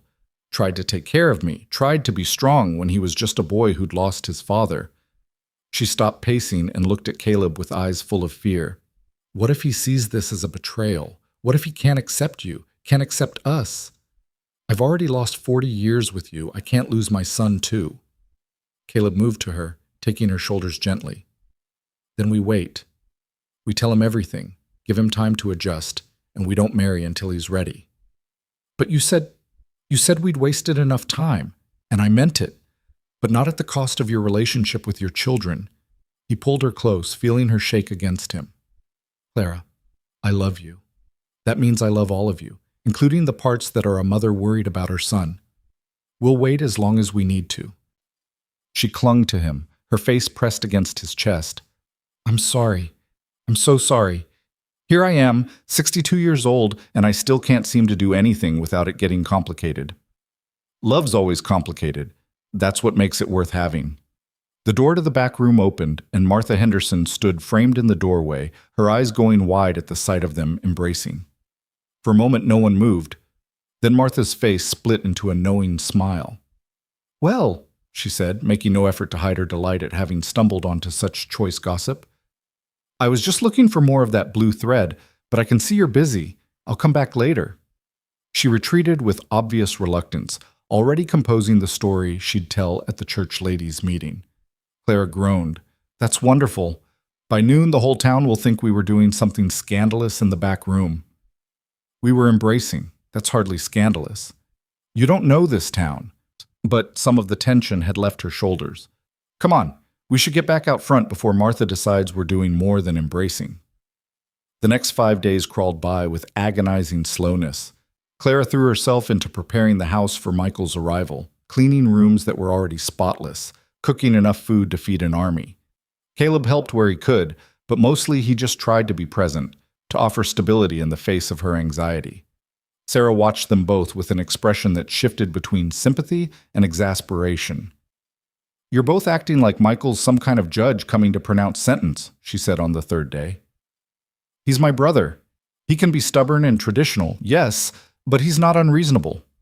You don't understand, Clara said, scrubbing an already clean countertop with unnecessary vigor. Michael took Thomas's death harder than anyone. He barely spoke for months afterward. When he finally did start talking again, all he wanted to discuss was Father, what Father would have thought, what Father would have done, how to honor Father's memory. That was 10 years ago, Mother. People change. Some things don't change. Michael's loyalty to his father's memory is one of them. Caleb stayed quiet, understanding that this was a wound that went deeper than his return, deeper than their impending marriage. This was about a mother's fear of failing her child, of asking too much, of choosing her own happiness over her son's comfort. Michael arrived on the Thursday afternoon stage, stepping down onto the dusty street with the confident bearing of a man who'd made his way in the world. He was tall like his father had been, with Clara's eyes and a serious expression that made him look older than his 32 years. He wore a good suit, city-tailored, and carried a leather satchel that spoke of business and success. Clara met him in the street, and for a moment mother and son just looked at each other. Then Michael smiled, and suddenly he looked young again, just a boy seeing his mother after too long apart. "Hello, Ma," he said, and swept her into a hug that lifted her feet off the ground. "Michael, put me down. You'll hurt your back." "I'm not an old man yet." But he set her down gently, keeping his hands on her shoulders as he studied her face. "You look good. Better than good, actually. You look happy." Sarah appeared from the store, squealing in a way completely unlike her usual composure, and threw herself at her brother. "You could have warned us you were coming. Where's the fun in that?" Michael hugged his sister, then looked around. "Where's Elizabeth? I thought she'd be here too." "She's coming next week," Clara said. "She didn't know you'd be arriving early. None of us did." "Sorry about that. It was a sudden decision." Michael picked up his bag. "Can we go home? I'm dying for some of your coffee, Ma, and there's something I need to talk to you about." "Of course, sweetheart. Sarah, can you mind the store for a bit?" "Actually," Sarah said carefully, "I think I should come too. This is family business, and, well, you'll understand in a minute." Michael looked between them, his expression growing concerned. "Is something wrong? Are you sick?" "I'm fine. Everyone's fine. Let's just get home and we'll talk." The walk to the house felt like a mile, even though it was only 3 blocks. Clara's heart hammered in her chest, and she kept glancing at Michael, trying to gauge his mood, looking for signs of how he'd react to what she needed to tell him. Inside, she made coffee with shaking hands while Michael settled at the kitchen table, the same table where he'd eaten breakfast before school as a boy, where Thomas had sat reading the paper on Sunday mornings, where so much of their family life had unfolded. "All right," Michael said once they were all seated. "Before you tell me whatever it is that has you both looking like you're about to face a firing squad, let me tell my news." He smiled, and it transformed his serious face. "I'm engaged." Her name is Catherine. She's from a good family in San Francisco, and I wanted to bring her here to meet you before the wedding. That's why I came, to make sure you'd welcome her, to ask for your blessing." Clara's hand flew to her mouth. "Oh, Michael, that's wonderful. Of course we'll welcome her. Of course you have my blessing." "There's more." Michael's smile widened. "I've saved enough to start my own business, engineering firm, focusing on railroad expansion. It's a good opportunity, Ma. Really good. Catherine and I, we're going to build a life together." He paused. "I wanted you to know that I'm happy, that I found someone who makes me feel the way I imagine Father felt about you." The words hung in the air. Clara felt tears spill down her cheeks, and she reached across the table to take her son's hand. "I'm so proud of you. Your father would be so proud of you." "I know." Michael squeezed her hand. "Which is why I also wanted to tell you that it's okay, Ma. It's okay if you're ready to move on, too." Clara froze. "What?" "I've been hearing things. Letters from people in town, mentions in Sarah's correspondence about you being courted by some mountain man who knew you before you married Father." Michael's voice was gentle. "I wanted you to hear it from me. I'm not upset. I'm not going to judge you or make you feel guilty for finding happiness again." Sarah cleared her throat. "Michael, there's something you should know." But before she could continue, the front door opened. Caleb stood in the doorway, having let himself in as had become his habit. He stopped short when he saw the three of them at the table, clearly having interrupted something important. "I'm sorry," he said. I didn't know you had company. I'll come back later." Michael stood slowly, his eyes moving from Caleb to his mother and back again. The temperature in the room dropped as understanding dawned on his face. "You're him," Michael said quietly. "You're Caleb Boon, the man who left my mother 40 years ago." Caleb straightened his shoulders, meeting the younger man's gaze directly. "I am." "And you're courting her now, after all this time?" "I am." Michael's jaw worked, and Clara could see him struggling with emotions he was trying hard to control. "Could you give us a moment? I'd like to speak with my mother alone." "Michael," Clara started. "Please, Ma, just a few minutes." Caleb nodded and withdrew to the porch. Sarah hesitated, then followed him, leaving mother and son alone in the kitchen. The silence stretched out, broken only by the ticking of the clock on the wall. Finally, Michael spoke, his voice tight. "When you said you were being courted, I don't know what I thought. Maybe some widower from a neighboring town, someone you'd met recently. I never imagined it was him." "Michael, let me explain." "What's to explain?" "This is the man who abandoned you, the man whose leaving nearly destroyed you." Michael's control was slipping, years of protective anger finally finding its target. "I remember, Ma. I remember the stories Aunt Rebecca used to tell when she thought I wasn't listening, about how you waited for him, how you refused other suitors, how everyone pitied poor Clara Whitmore, who couldn't see that her mountain man was never coming back. That was a long time ago. And then Father came along. Good, steady Thomas Morrison, who loved you despite knowing he'd always be second choice, who gave you 3 children and a good life and never once complained that his wife's heart partly belonged to someone else." Michael's voice cracked. "He deserved better than that, Ma. He deserved to be loved completely." The accusation stung because part of it was true. Clara stood, her own voice shaking now. "Don't you dare tell me how I loved your father. You were a child. You didn't see our marriage, didn't know what we built together." "I saw enough. Saw the way you'd get this look sometimes, like you were remembering something far away. Saw how you never talked about your life before Father, like those years didn't exist." Michael paced to the window, his back to her. "And now he's back, and suddenly it's like Father never existed at all." "That's not true, and you know it." Clara's voice broke. "I loved your father, Michael. Truly, deeply loved him. He gave me a life I cherished, children I adore, 22 years of partnership and companionship and genuine happiness. His death broke my heart, and I mourned him for years." She crossed to stand beside her son, forcing him to look at her. "But he's been gone 10 years, sweetheart. 10 years I've spent alone, telling myself I was content, that I'd had my chance at love and should be grateful. And then Caleb came back and I realized I had a choice. Hold on to the past or take a chance on the future. With the man who destroyed you once before. With a man who made a terrible mistake when he was young and has spent 40 years regretting it. With a man who risked his life to save 13 minors 3 weeks ago. With a man who looks at me like I'm still worth loving, even at 62 with gray hair and wrinkled hands. She touched Michael's arm. I'm not asking you to understand. I'm just asking you not to hate me for choosing to be happy one more time. Michael was quiet for a long moment, staring out at the street where children played and neighbors passed by on their daily business. Does he make you happy, truly? He does, more than I thought possible at my age. And you trust him? Trust that he won't leave again? Clara thought about the question carefully. I trust that he's different now, that we're both different. We're not the young people we were 40 years ago, Michael. We're older, wiser, more aware of what we're risking and what we stand to lose. But yes, I trust him. Michael turned to face her, and she saw tears in his eyes.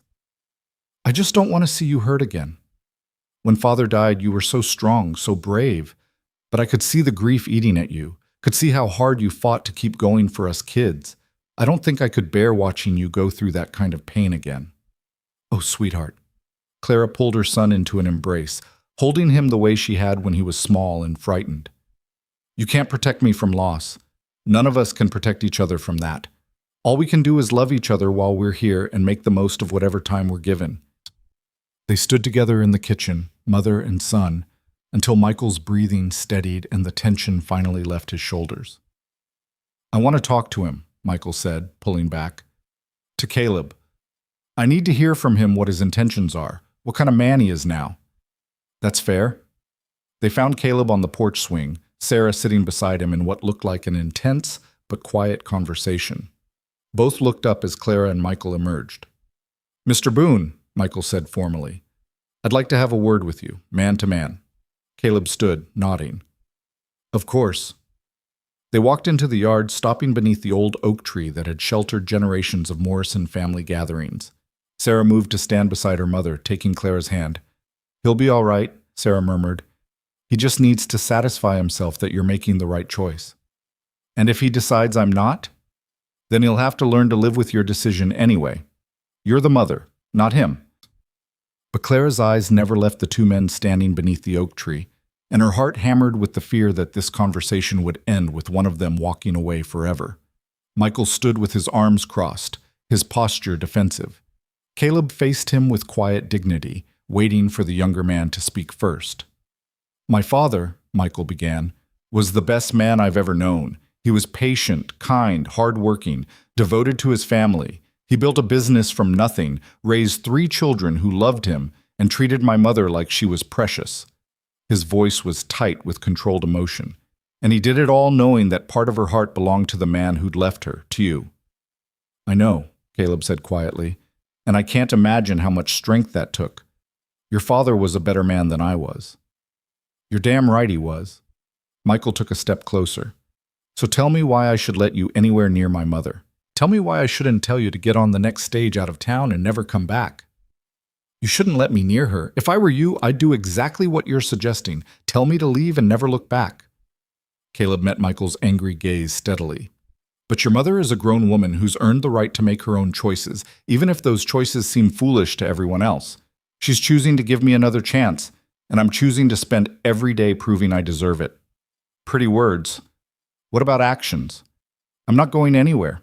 I'm staying in Redemption Hollow, finding work, building a life. I'm courting your mother properly, with respect and honor. And when she agrees to marry me, if she still agrees after this, I'm going to spend the rest of my life making sure she never regrets it. Michael's jaw tightened. When she agrees to marry you, you've already proposed? I have, and she said yes. When? 2 weeks ago. We were planning to tell you when you arrived, but your news came first. Michael looked back toward the house where Clara and Sarah stood watching. She didn't tell me. She was afraid of how I'd react. Can you blame her? No. Michael's shoulders sagged slightly. I suppose I can't. He turned back to Caleb. My father died 10 years ago. In all that time, my mother never looked at another man, never seemed interested in remarrying. And then you show up and suddenly she's getting married again. Do you know what that looks like from where I'm standing? It looks like I'm taking advantage of a lonely woman. Exactly. Caleb nodded slowly. I can see why you'd think that. Hell, I'd think that too if I were in your position. But the truth is more complicated. Your mother isn't some fragile creature who doesn't know her own mind. She's one of the strongest people I've ever known. She's been alone by choice, not circumstance. If she'd wanted to remarry before now, she could have. There are plenty of good men in this town who would have been honored to court her. Then why you? Why now? I don't know. Maybe it's timing. Maybe it's unfinished business. Maybe it's just two old people who realized they were tired of being alone. Caleb's voice roughened. Or maybe it's because despite everything I did, despite 40 years apart, we still love each other. And at our age, that kind of love is too rare and too precious to walk away from. Michael was quiet for a long moment, processing this. When he spoke again, his voice had lost some of its edge. If you hurt her, if you leave her again, or break her heart, or give her any reason to regret trusting you, I will make it my life's mission to ensure you regret it. Do you understand me? I do, and I'd expect nothing less. And you need to understand that my father's memory is sacred in this family. We don't need you trying to replace him or erase what he built. I'm not trying to replace anyone, Caleb said firmly. Your father gave your mother a good life, good children, good memories. I'm grateful for that because if he hadn't, I'd be coming back to a woman destroyed by my leaving. Instead, I'm coming back to a woman who survived, who thrived, who built something beautiful despite what I did to her. Your father gave her that. I could never replace him, and I wouldn't want to try. The answer seemed to satisfy something in Michael. His posture relaxed slightly, the aggressive stance softening into something more considering. My mother deserves to be happy, he said finally. If you can give her that, if you can be the man she needs, then I won't stand in your way. But I'll be watching, Mr. Boon. We all will. I wouldn't expect anything different. They stood in silence for another moment, the terms of their understanding laid out, if not fully accepted. Then Michael extended his hand. Welcome to the family, he said, the words carrying more weight than simple courtesy. Don't make me regret it. Caleb shook his hand firmly. I'll do my best not to. When they returned to the porch, Clara searched both their faces anxiously. Well? We've come to an understanding, Michael said. He went to his mother and hugged her tightly. I'm sorry, Ma. I had no right to judge your choices or make you feel guilty for being happy. If Mr. Boon is what you want, then you have my blessing. Clara burst into tears, and Michael held her while she cried, his own eyes wet. Sarah joined the embrace, and for a moment the three Morrison children stood together, bound by love and loss and the complicated business of being a family. Caleb stood apart, watching, understanding that this was their moment, and he was still an outsider. But Clara reached out a hand to him, pulling him into the circle, and slowly the family expanded to include him. That evening they had dinner together, all five of them around Clara's table. The conversation was tentative at first, weighted with unspoken tension, but gradually it eased into something more natural. Michael told them about Catherine, about his business plans, about life in San Francisco. Sarah shared stories from Denver, about her children and her husband's law practice. Clara talked about the store, about the town's growth, about the small dramas and joys of daily life. And Caleb, when asked, spoke about the mountains, about the beauty and the solitude, about the lessons learned in 40 years of wilderness living. He made no excuses for his past, but he didn't dwell on it either. He talked about the present, about his plans for the future, about the work he'd been doing around town. Michael listened carefully, asking questions that were probing but not hostile. By the time Clara brought out pie and coffee, the atmosphere had shifted from interrogation to genuine conversation. So, when's the wedding? Michael asked, accepting a generous slice of apple pie. Clara and Caleb exchanged glances. We were thinking 3 weeks, Clara said. Or we were before you arrived. Now I suppose we should wait until Catherine can be here too, and Elizabeth— Don't wait on my account, Michael interrupted. Catherine and I aren't getting married until next spring. Plenty of time for you to meet her before then. And as for Elizabeth, well, she's been trying to get you to start living again for years. She'll be thrilled. You're sure? I'm sure. Michael's smile was genuine now, the last of his resistance finally crumbling. You've waited long enough, Ma. Both of you have. Later, after Michael and Sarah had gone to bed, Clara and Caleb sat together on the porch swing, the night air cool and sweet with the scent of flowers from Clara's garden. "That was harder than the mine rescue," Caleb said, only half joking. Clara laughed softly. "I'm sorry. I should have warned you that my children are protective." "They should be. You're worth protecting." He pulled her closer, and she rested her head on his shoulder. "Are you all right? That was emotional for everyone." "I'm better than all right. I'm relieved." She laced her fingers through his. "I was so afraid Michael would reject us, that I'd have to choose between my son and the man I love." "What would you have chosen?" Clara was quiet for a moment, considering the question honestly. "I don't know. And I'm grateful I didn't have to find out." She tilted her head to look up at him. "But I think I would have chosen you. And that terrifies me, because I never thought I'd be willing to risk my children's happiness for my own. It wouldn't have come to that. Michael loves you too much to truly cut you off. Maybe. But it would have damaged our relationship, and that damage might never have fully healed." She squeezed his hand, "which is why I'm so grateful he found a way to accept this, to accept us." They sat in comfortable silence, the swing creaking gently beneath them. In the distance, a dog barked, and someone called it in for the night. The ordinary sounds of a town settling into sleep, sounds that Caleb had once fled from and now found comforting. 2 weeks, Clara said suddenly. "Let's make it 2 weeks instead of 3. I don't want to wait any longer than we have to." "Are you sure?" "I'm 62 years old, Caleb Boon. If I wait for everything to be perfect, for every last detail to be arranged just so, I'll be waiting forever. Let's just do it. Small ceremony, close friends and family, nothing fancy." "Sounds perfect to me." Clara stood and pulled him to his feet. "Come inside. It's late, and you should stay here tonight instead of walking back to Mrs. Chen's in the dark. People will talk." "Let them talk. In 2 weeks we'll be married, and then it won't matter what anyone says." She led him inside, up the stairs to the guest room where he'd recovered from the mine rescue. "Besides, Michael and Sarah are both here. We're properly chaperoned." At the door to the guest room, she turned and kissed him, long and deep, a promise of things to come. "Good night, Caleb. Sleep well." "You too." He caught her hand before she could leave. "Clara, thank you." "For what?" "For choosing me. For giving me this chance. For believing I could be better than the boy who ran away all those years ago." Her eyes glistened in the dim hallway light. "You don't have to thank me for loving you. That's not something I do out of duty or obligation. I love you because I can't help it, because my heart recognized yours the moment you walked back into my store. Because some things are just meant to be, even if they take 40 years to happen." She kissed him once more, then disappeared into her own room, leaving Caleb standing in the hallway, feeling like the luckiest man alive. The next 2 weeks passed in a blur of preparation. Word of the wedding spread through Redemption Hollow like wildfire, and opinions were divided. Some thought it romantic, a love story 40 years in the making, finally reaching its conclusion. Others thought it scandalous, unseemly for people their age to carry on like young lovers. Clara ignored them all. She had a wedding to plan, a dress to alter, a house to prepare for the life she and Caleb would share. She moved through the days with purpose and joy, and those who loved her couldn't help but notice the change in her.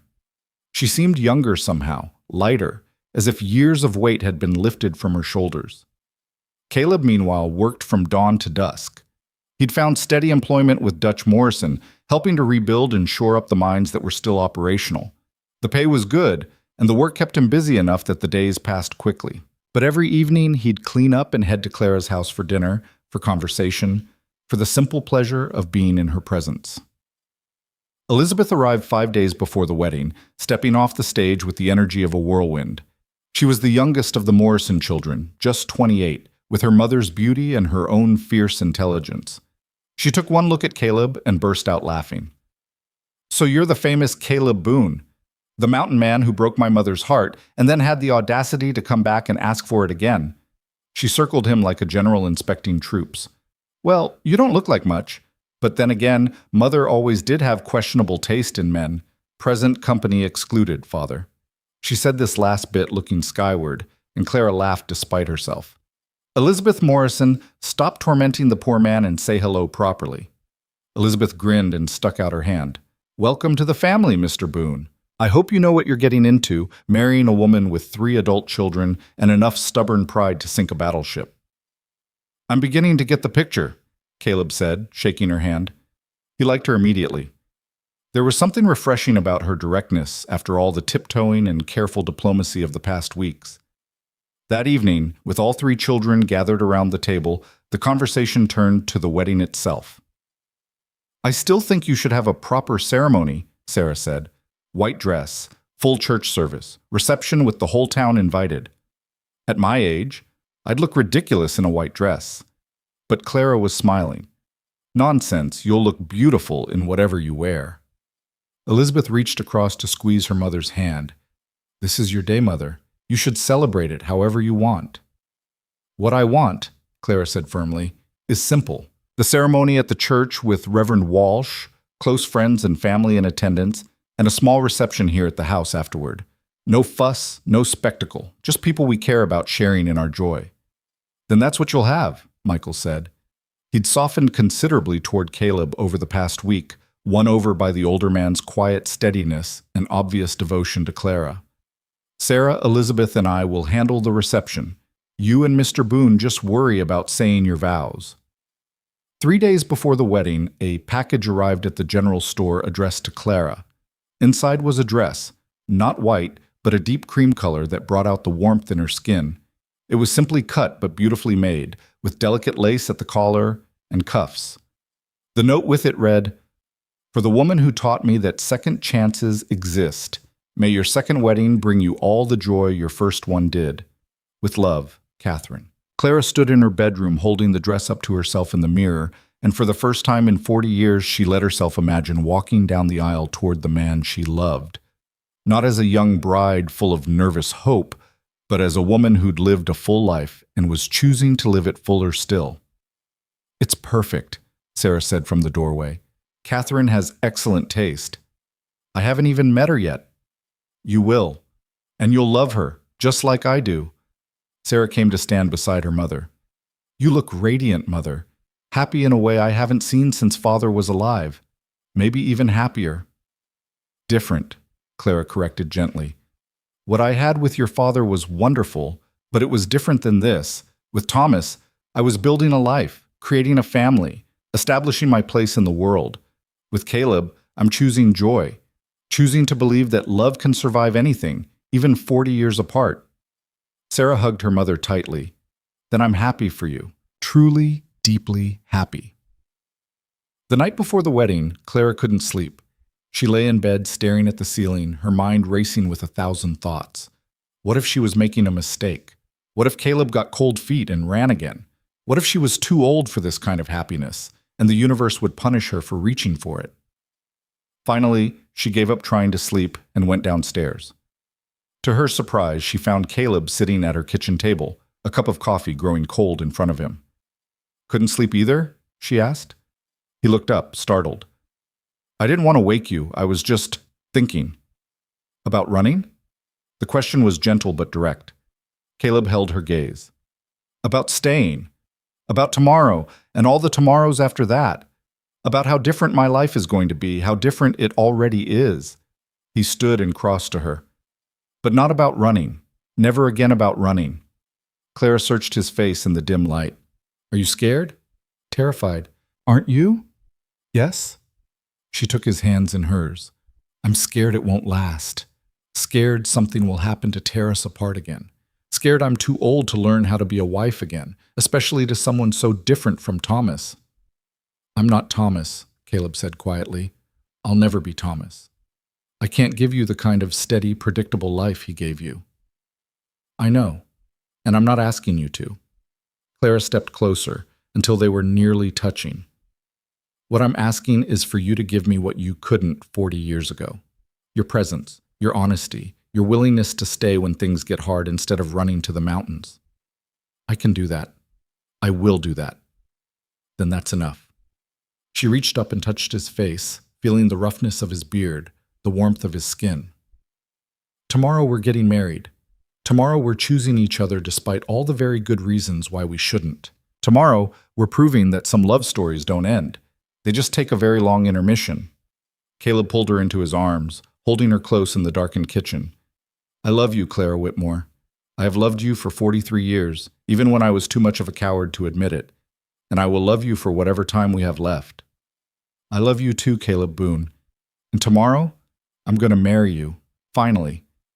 They stood together until the first light of dawn began to creep through the windows, two people on the verge of beginning a life they'd both given up hoping for. When they finally parted to prepare for the day ahead, both of them were smiling. The morning of the wedding dawned clear and bright, the kind of Colorado day that made the mountains look close enough to touch. Clara woke to sunlight streaming through her bedroom window and the sound of her daughters moving about downstairs, their voices a soft murmur punctuated by occasional laughter. For a moment she lay still, letting the reality wash over her. Today. She was getting married today. A knock at her door interrupted her thoughts. Mother, are you awake? Sarah's voice, gentle but insistent. I'm awake. Her daughters entered, Sarah carrying a breakfast tray and Elizabeth holding an armful of wildflowers. They settled around her bed like they had when they were children, crowding onto the quilt and stealing bites of toast. How are you feeling? Elizabeth asked, arranging the flowers in a vase on the nightstand. Terrified, excited, like I might be sick. Clara laughed shakily. Exactly how I felt the morning I married your father. Good terrified or bad terrified? Sarah poured coffee with steady hands. Good, I think. Mostly good. Clara accepted the cup gratefully. Where's Michael? With Mr. Boon at the boarding house, making sure he doesn't bolt. Elizabeth grinned at her mother's expression. I'm joking, though Michael did say he wanted to have one last conversation with him before the ceremony. Clara's stomach clenched. Oh no, what kind of conversation? The kind where a son tells his future stepfather that he approves, that he's grateful someone is making his mother happy, and that he's sorry for being difficult. Sarah squeezed Clara's hand. Relax, Mother. Michael's come around completely. You should have heard him last night telling Catherine all about how romantic it was that you and Mr. Boone found each other again after all these years. He really said that. He really did. Elizabeth stretched out on the bed with the unself-conscious ease of a youngest child. We all have, actually. Sarah and I were talking about it last night, about how brave you are, how most women your age would settle for comfortable loneliness rather than risk their hearts again. I don't feel brave. I feel like a foolish old woman who should know better. Then thank heavens for foolish old women, Sarah said firmly, because you deserve this, Mother. You deserve love and joy and companionship. You've earned it 10 times over. The morning passed in a blur of preparation. Clara bathed in water scented with lavender, then sat while her daughters fussed over her hair, pinning it up in a style that was elegant without being girlish. The cream dress fit perfectly, the lace soft against her skin. When she looked at herself in the mirror, Clara barely recognized the woman staring back. She looked younger somehow, the lines around her eyes softened by happiness rather than worry. Her daughters had threaded wildflowers through her hair, columbine and Indian paintbrush, the same flowers that grew wild in the meadows around Redemption Hollow. You're beautiful, Mother, Sarah whispered, her eyes bright with tears. Your father would say I look like spring after a hard winter. Then Mr. Boone is a lucky man to get his spring at last. Meanwhile, across town at the boarding house, Caleb was having his own moment of reckoning. He stood in front of Mrs. Chen's cloudy mirror, trying to tie the necktie Michael had insisted he wear. His hand shook badly enough that he'd already had to start over 3 times. A knock at the door, and Michael entered without waiting for permission. He took in Caleb's struggles with the tie and wordlessly crossed to help. Let me, he said, his voice neutral. Caleb stood still while the younger man worked, acutely aware that Thomas Morrison had taught his son how to tie a proper knot. And now that son was helping another man prepare to marry his mother.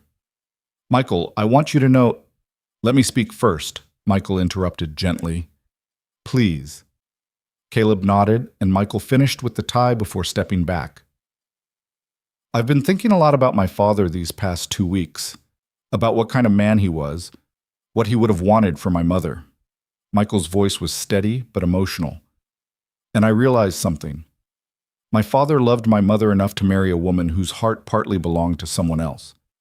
He loved her enough to build a beautiful life with her anyway, to give her children and stability and 22 years of happiness. He paused, choosing his words carefully, but he also loved her enough that he would want her to be happy after he was gone, would want her to find joy again, even if that joy came from the man he'd spent his marriage competing with. Your father wasn't competing with me, Caleb said quietly. He'd already won. He was the better man.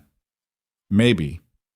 Or maybe you were both just different men who loved the same remarkable woman at different times in her life. Michael held out his hand. Take care of her, Mr. Boon. Make her happy. That's all my father would have asked, and it's all I'm asking now. Caleb shook his hand, feeling the weight of the blessing being given. I will, I swear it. Good. Michael's formal demeanor cracked into a slight smile. Now, are you ready to get married, or do you need a moment to panic properly? Because I remember my wedding day, and I spent a solid hour convinced Catherine would come to her senses and call the whole thing off. She didn't, obviously. No, thank heavens. Best decision I ever made asking that woman to marry me. Michael adjusted Caleb's collar with the practiced ease of someone used to looking presentable. Which is why I know that in an hour, when you're standing at that altar watching my mother walk down the aisle, you'll know you made the right decision too. The church was smaller than Caleb remembered, but it was packed. Word of the wedding had spread, and it seemed like half of Redemption Hollow had turned out to witness Clara Whitmore marry the man who'd left her 40 years before. Some came out of genuine affection, others out of curiosity, but they filled every pew nonetheless. Caleb stood at the front beside Reverend Walsh, his heart hammering so hard he was sure everyone could hear it. Michael stood beside him as his best man, an honor that had surprised them both. And Dutch Morrison sat in the front pew with the other miners who'd been rescued, all of them wearing their Sunday best. The church organ began to play, and everyone stood. Elizabeth appeared first, walking down the aisle with flowers in her hair and a smile on her face. Then Sarah, elegant and composed, though her eyes were bright with tears. They took their places at the front, and the music swelled into the wedding march. And then Clara appeared in the doorway. The entire church seemed to hold its breath. She stood framed by sunlight, the cream dress catching the light, the wildflowers in her hair a crown of color. She carried a simple bouquet of the same wildflowers, and her face was radiant with joy and terror and love all mixed together. Their eyes met across the length of the church, and Caleb felt his throat tighten with emotion. This was real. After 40 years, she was walking toward him, choosing him, giving him the gift of her trust and her love. Clara moved down the aisle slowly, not because of age or uncertainty, but because she was savoring every step. This wasn't a young girl's rush toward an unknown future. This was a woman's deliberate choice to walk toward the man she loved, carrying with her all the wisdom and strength that 62 years had given her. When she reached the front of the church, there was a moment of awkwardness. No father to give her away, no traditional handoff from one man to another.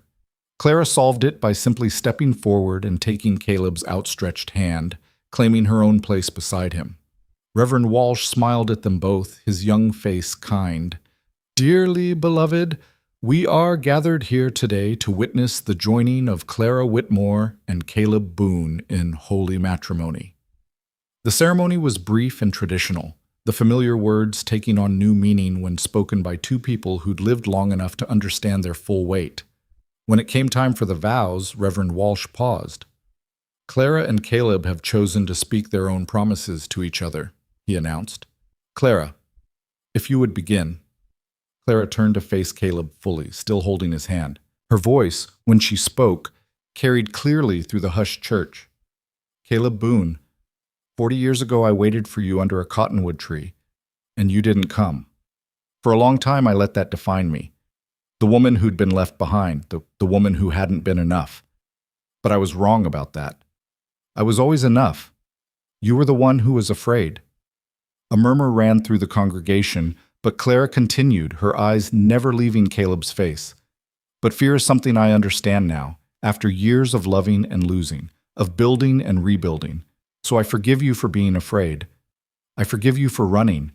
And I promise you this, I will never let fear stop me from loving you completely. I will be patient when you struggle, honest when you need to hear truth, and stubborn when you try to protect me from your own doubts. I will love you in sickness and in health, in joy and in sorrow, until death parts us. And even then, I suspect my stubborn heart will keep right on loving you." Her voice broke on the last words, and tears streamed down her face. Caleb squeezed her hands tightly, his own eyes wet. "Your turn," she whispered. Caleb took a shaky breath. "Clara, I spent 40 years in the wilderness because I thought that's where I belonged. Thought a man like me, rough, uneducated, unworthy, had no place in civilized society, no place beside a woman like you." He paused, gathering his courage. "But I was wrong. I didn't belong in the wilderness. I belonged wherever you were. It just took me 4 decades to figure that out." Scattered laughter rippled through the church, but it was gentle, understanding. "I can't give you back the years I wasted. Can't undo the hurt I caused or the time we lost. But I can promise you this. I will never run again. I will stay beside you through whatever comes, whether it's easy or hard, joyful or heartbreaking. I will be your partner, your companion, your safe harbor in every storm. And I will love you, fiercely, completely, without reservation, for every day I have left on this earth." He reached up and wiped the tears from her cheeks with gentle thumbs. "You were always enough, Clara. More than enough. I was just too much of a fool to see it." Reverend Walsh cleared his throat, visibly moved. "By the power vested in me, and in the presence of these witnesses, I now pronounce you husband and wife. Caleb, you may kiss your bride." Caleb cupped Clara's face in his weathered hands and kissed her softly, sweetly. A kiss that held 40 years of longing and regret and hope all bound together. The church erupted in applause, and when they finally broke apart, both of them were laughing and crying at the same time. They walked back down the aisle together as husband and wife, and the whole town followed them out into the bright afternoon sunshine. The reception at Clara's house was exactly what she'd wanted: simple, warm, filled with people who genuinely cared about them. Someone had strung paper lanterns in the trees, and tables groaned under the weight of food that neighbors had contributed. Children ran through the yard, their laughter mixing with adult conversation, and the occasional clink of glasses being raised in toasts. Michael stood on the porch and called for attention. "If I could have everyone's ear for a moment, I'd like to say something about my mother and her new husband."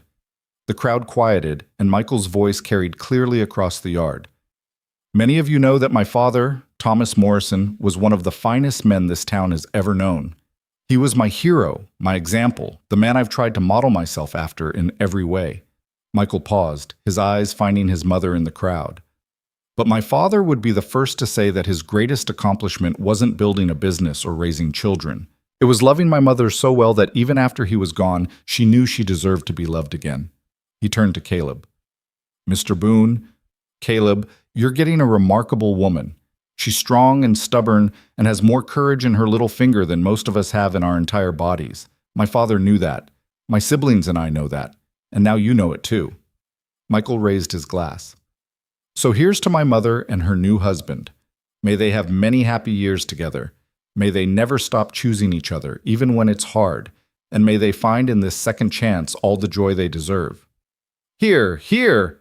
The crowd echoed, glasses raised high. Later, as the sun began to set and the party showed no signs of slowing, Clara and Caleb slipped away from the crowd and walked down to the creek. They followed the same path they'd taken as young lovers, their steps slower now, but no less certain. The cottonwood tree stood where it had always stood, massive and enduring, its leaves rustling in the evening breeze. Someone had carved new initials over the years, layer upon layer of young love marking time's passage. "This is where it all began," Clara said softly, touching the bark. "Right here, under this tree. You asked me to marry you the first time. And you said yes, even though you should have known better. I knew exactly what I was doing. I was choosing to love a wild, impossible man who didn't know how to stay." She turned to face him, her back against the tree. "And 40 years later, I'm still making that same choice. Except now you've learned how to stay, and I've learned that love is worth the risk." Caleb moved closer, bracing his hands on the tree trunk on either side of her. "I'm going to mess up, Clara. I'm going to struggle with settling into domestic life. Going to have days where the mountains call to me so strongly I can barely resist. I know, and you're going to get frustrated with me. Going to wonder what you were thinking, marrying a man who doesn't know how to be a proper husband. Probably. She smiled up at him. But we're not 22 anymore, Caleb. We know that marriage isn't about perfection. It's about choosing each other every day, even on the days when it's hard, even on the days when we don't particularly like each other. You think there will be days like that? I know there will be. But there will also be days like today, days so full of joy we can barely contain it, and ordinary days in between which might turn out to be the most precious of all. She pulled him down for a kiss, this one deeper, more lingering than the one they'd shared in the church. When they finally broke apart, the sun had dipped below the mountains, painting the sky in shades of gold and crimson. They walked back to the house hand in hand, and the party continued well into the night. Neighbors danced in the yard while Mrs. Chen played fiddle with surprising skill, and someone else kept rhythm on a makeshift drum. Children chased fireflies, and old-timers told stories that grew more elaborate with each retelling. Through it all, Claire and Caleb stayed close, dancing when the music moved them, talking with guests, but always returning to each other's side as if tethered by invisible string. Around midnight, the last guests finally departed, leaving just the family to help clean up. But Elizabeth shooed her mother away. You two get out of here. This is your wedding night, and you've spent enough of it playing host. Sarah, Michael, and I can handle this. We can't just leave you with all this work. Yes, you can. Now go. Elizabeth practically pushed them toward the stairs. And don't come down until at least noon tomorrow. We'll manage the store. Clara and Caleb climbed the stairs to her bedroom, their bedroom now, and closed the door on the sounds of her children laughing and cleaning below. Inside, someone had lit candles and turned down the bed, small gestures of blessing on their union. Clara stood uncertainly in the middle of the room, suddenly shy. I should probably change. Clara! Caleb crossed to her and took her hands. We don't have to do anything you're not ready for. I know this is all very sudden, and we're not young anymore. She pressed her fingers to his lips, silencing him. I'm 62 years old. I've been married before, buried a husband, lived a full life. But right now, standing here with you, I feel like that 22-year-old girl again, nervous and excited and so full of love I don't know what to do with it all. So what do we do? Clara smiled and began unpinning the flowers from her hair, letting them fall one by one onto the dresser. We take our time. We learn each other again. We remember that we have the rest of our lives, so there's no need to rush. They undressed with the awkward tenderness of new lovers, helping each other with buttons and laces, laughing softly at their fumbling.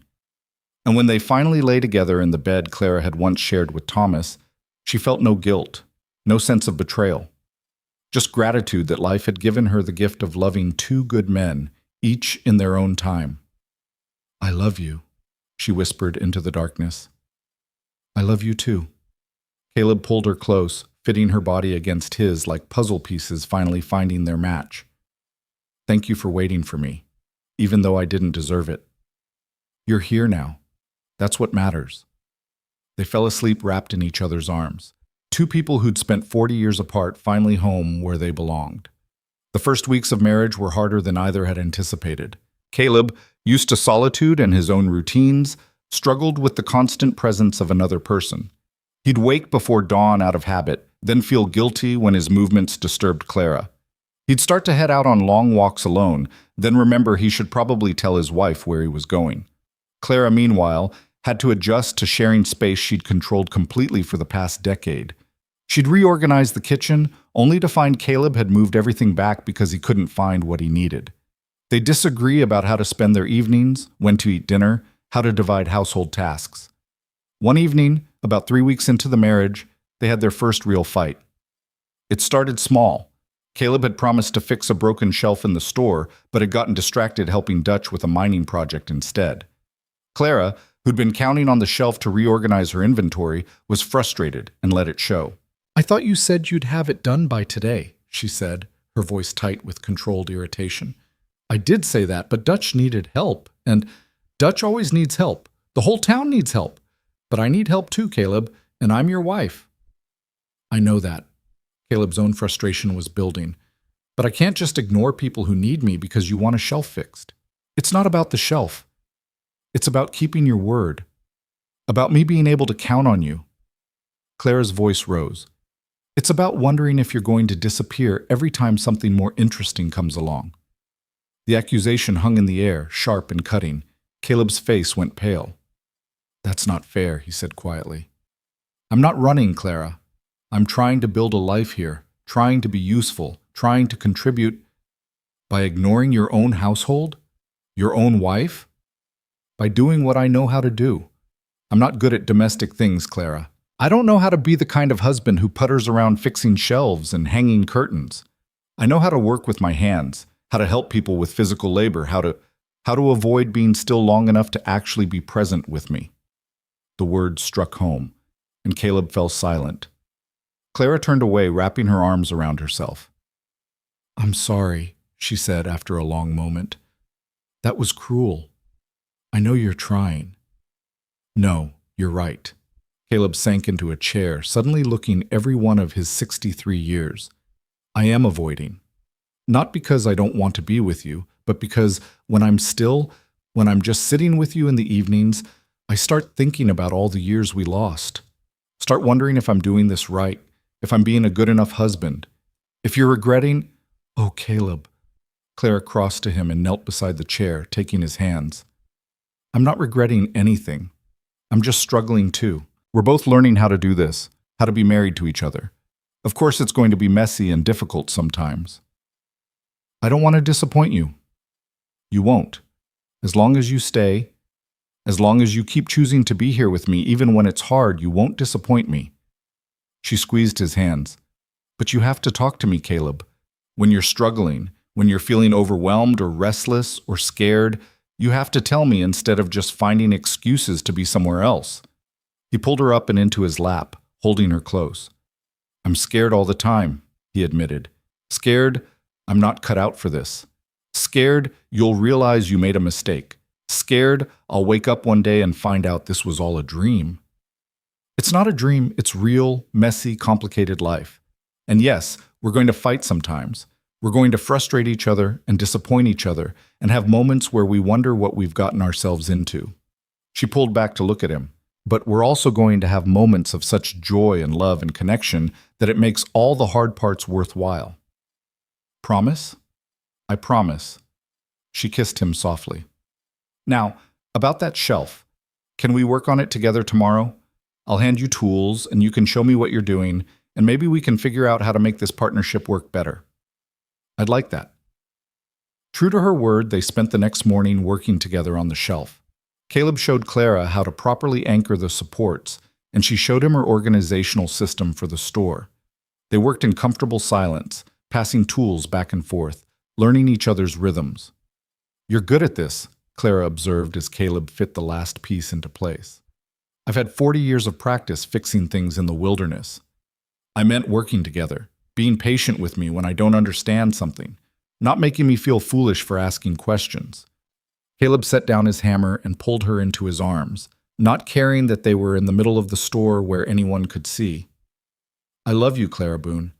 Even when we fight, especially when we fight because it means we're both invested enough to care. Clara Boon, she repeated, testing the name. I've been Clara Whitmore and Clara Morrison, but I think Clara Boon might be my favorite. Why's that? Because I chose it. Not because my father gave it to me or because a good man offered it when I needed it, but because I actively chose to take your name, to bind my life to yours, to become something new together. As the months passed, they found their rhythm. Caleb learned to build his work schedule around time with Clara, and Clara learned to give him space when he needed it.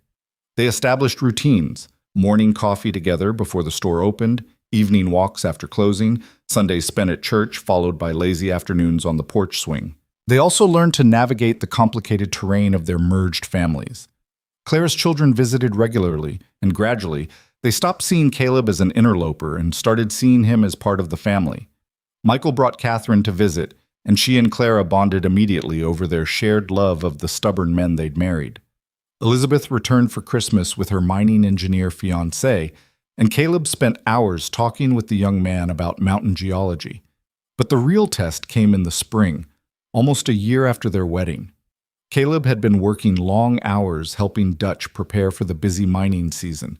And he came home one evening to find Clara sitting at the kitchen table, staring at nothing. "What's wrong?" he asked immediately.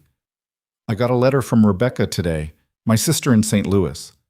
Clara's voice was flat, emotionless, in a way that scared him. "She's dying, cancer. The doctors say she has maybe 6 months." Caleb pulled up a chair beside her. "I'm sorry, love. I know you two weren't close, but she's still your sister." "She wants me to come. Wants to see me before—" Clara's voice broke. "And I should go. I know I should. But the store and you and—" "We'll manage," Caleb said firmly. "You go to your sister. Stay as long as you need to. The store will survive a few weeks without you, and I'll be here when you get back." Clara looked at him, tears streaming down her face. "You'll be here? You won't—" "I won't disappear. I won't run. I'll be right here, waiting for you to come home." He took her hands. "Clara, I know I've given you reasons to doubt me, but I need you to hear this and believe it. I'm not going anywhere, not while you're gone, not ever. This is my home now. You're my home." She left for St. Louis the following week, and for the first time since their marriage, Caleb faced the challenge of being alone again. The house felt empty without her, the bed too big, the evenings too quiet. He could have used the time to retreat into old patterns, to spend his days in the mountains or working himself to exhaustion. Instead, he did exactly what he'd promised. He minded the store with Sarah's help, learning the intricacies of inventory and customer service that Clara made look effortless. He wrote to Clara every day, long letters about the town's happenings, and his struggles with her filing system and how much he missed her. And every evening he sat on their porch swing and waited, proof to himself and to her that he could be trusted to stay. Clara returned 6 weeks later, exhausted from grief, but comforted by having had time to reconcile with her sister before the end. She stepped off the stage to find Caleb waiting, just as he'd promised, and she walked straight into his arms and wept. "I'm sorry I was gone so long," she said against his chest. "Don't be sorry. You were where you needed to be." He held her tight, breathing in the familiar scent of her hair. "But I'm glad you're home now." "You stayed." "Of course I stayed. This is where I belong." That night, lying in bed with her head on his shoulder, Clara spoke into the darkness. "I was so scared on the train ride there. Scared that when I came back you'd be gone. That history would repeat itself and I'd arrive to find an empty house and a note saying you couldn't do it anymore." "Did you really think that?" "Not with my head. My head knew you'd stay, but my heart still remembers what it felt like to be left behind." She traced patterns on his chest. "I'm sorry for doubting you." "You have nothing to apologize for. I gave you 40 years of reasons to doubt." He kissed the top of her head. "But I'm going to give you however many years we have left of reasons to trust. One day at a time, one choice to stay at a time, until that old fear finally dies for good." They celebrated their first anniversary quietly, just the two of them on a picnic beside the creek. Clara had packed Thomas's favorite foods, fried chicken and potato salad and apple pie. And as they ate, she told Caleb stories about her first marriage, stories she'd never shared before, about the good times and the hard times and the ordinary times in between. "Does it bother you?" she asked, "hearing about him?" "No, he was part of your life, an important part. I'm grateful to him for taking care of you when I couldn't." Caleb was quiet for a moment. "Actually, there's something I've been meaning to do, something I should have done months ago." He stood and offered her his hand. Together they walked to the town cemetery, to the neat plot where Thomas Morrison rested beneath a simple headstone. Clara visited regularly, always bringing fresh flowers, always spending a few minutes in silent communion with the man who'd given her so much. But this time, Caleb knelt beside the grave. "Mr. Morrison," he said quietly, feeling only slightly foolish for talking to a headstone. "I never got to meet you, but I know you were a better man than I am. You loved Clara when I was too much of a coward to stay. You gave her children and stability and 22 years of happiness. You were everything I should have been and wasn't." He paused, gathering his thoughts. "I want you to know that I'm taking care of her now, trying to anyway. I'm not doing it to replace you or erase what you built together.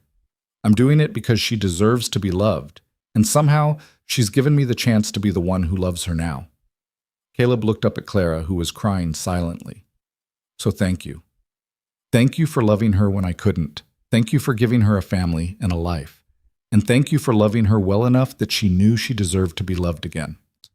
He stood and pulled Clara into his arms, and they stood together beside Thomas Morrison's grave, honoring the past while choosing the future. That evening, back on their porch swing, Clara rested her head on Caleb's shoulder and sighed contentedly. "What are you thinking about?" he asked. "How strange life is. How 40 years ago, if someone had told me we'd end up here, married, happy, at peace, I would have laughed. Or cried. Probably both. Do you have regrets about the years we lost?" Clara considered the question carefully. "I regret that you suffered alone for so long. I regret that we missed out on raising children together, on building a life from the ground up.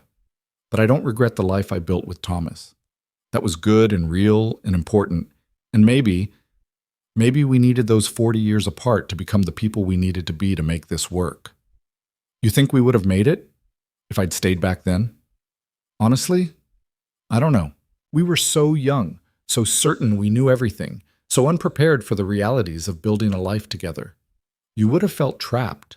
I would have felt responsible for your unhappiness. We probably would have made each other miserable." She lifted her head to look at him. "But now we've both lived enough to know what matters. We've loved and lost and survived. We know that marriage isn't perfect, that love requires work, that choosing each other is something we have to do every single day. Maybe we needed 40 years to learn those lessons." That's a generous way of looking at my cowardice. It's not about being generous, it's about accepting that we can't change the past, so we might as well find meaning in it. She settled back against him. "Besides, would you really want to go back? To be 22 again, full of fear and doubt and uncertainty? Not for anything in the world. I like being 64, married to the woman I love, finally understanding what home means." They sat in comfortable silence as the stars emerged overhead.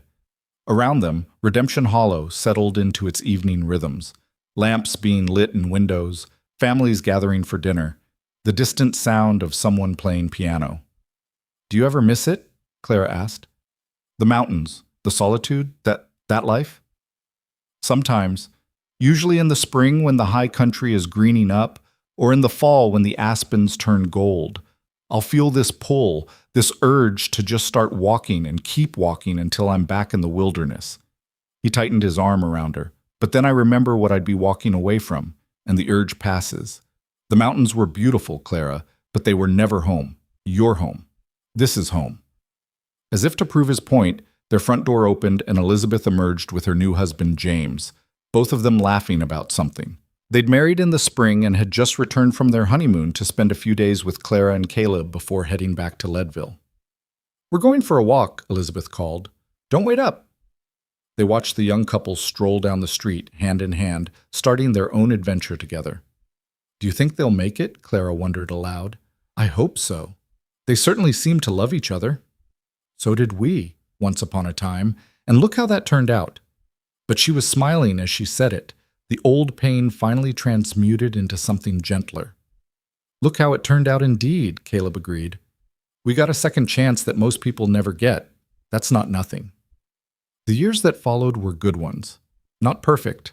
There were still arguments, still moments of doubt, still days when old patterns threatened to reassert themselves. But they worked through each challenge together, learning to communicate better, to give each other grace, to choose each other even when it was hard.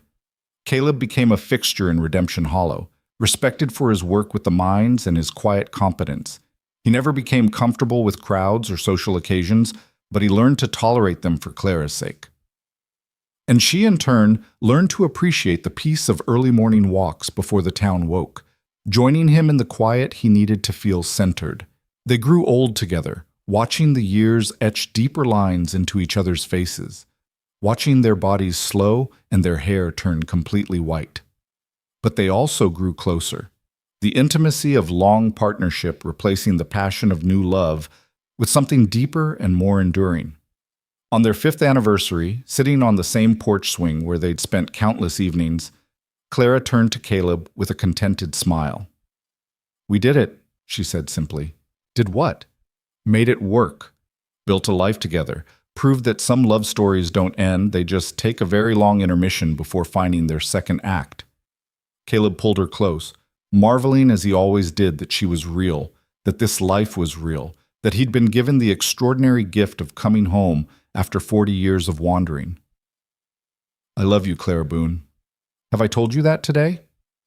Only 3 times. You're slipping in your old age. Then I love you, I love you, I love you. He kissed her between each repetition, making her laugh. There. Now I'm caught up. They sat together as the sun set behind the mountains, painting the sky in shades of gold and crimson and purple. 2 people who'd taken the long way around to find each other, who'd survived separation and loss and 40 years of loneliness, who'd finally learned that the courage to stay was greater than the fear of being hurt. In the house behind them, generations of family memories layered over each other.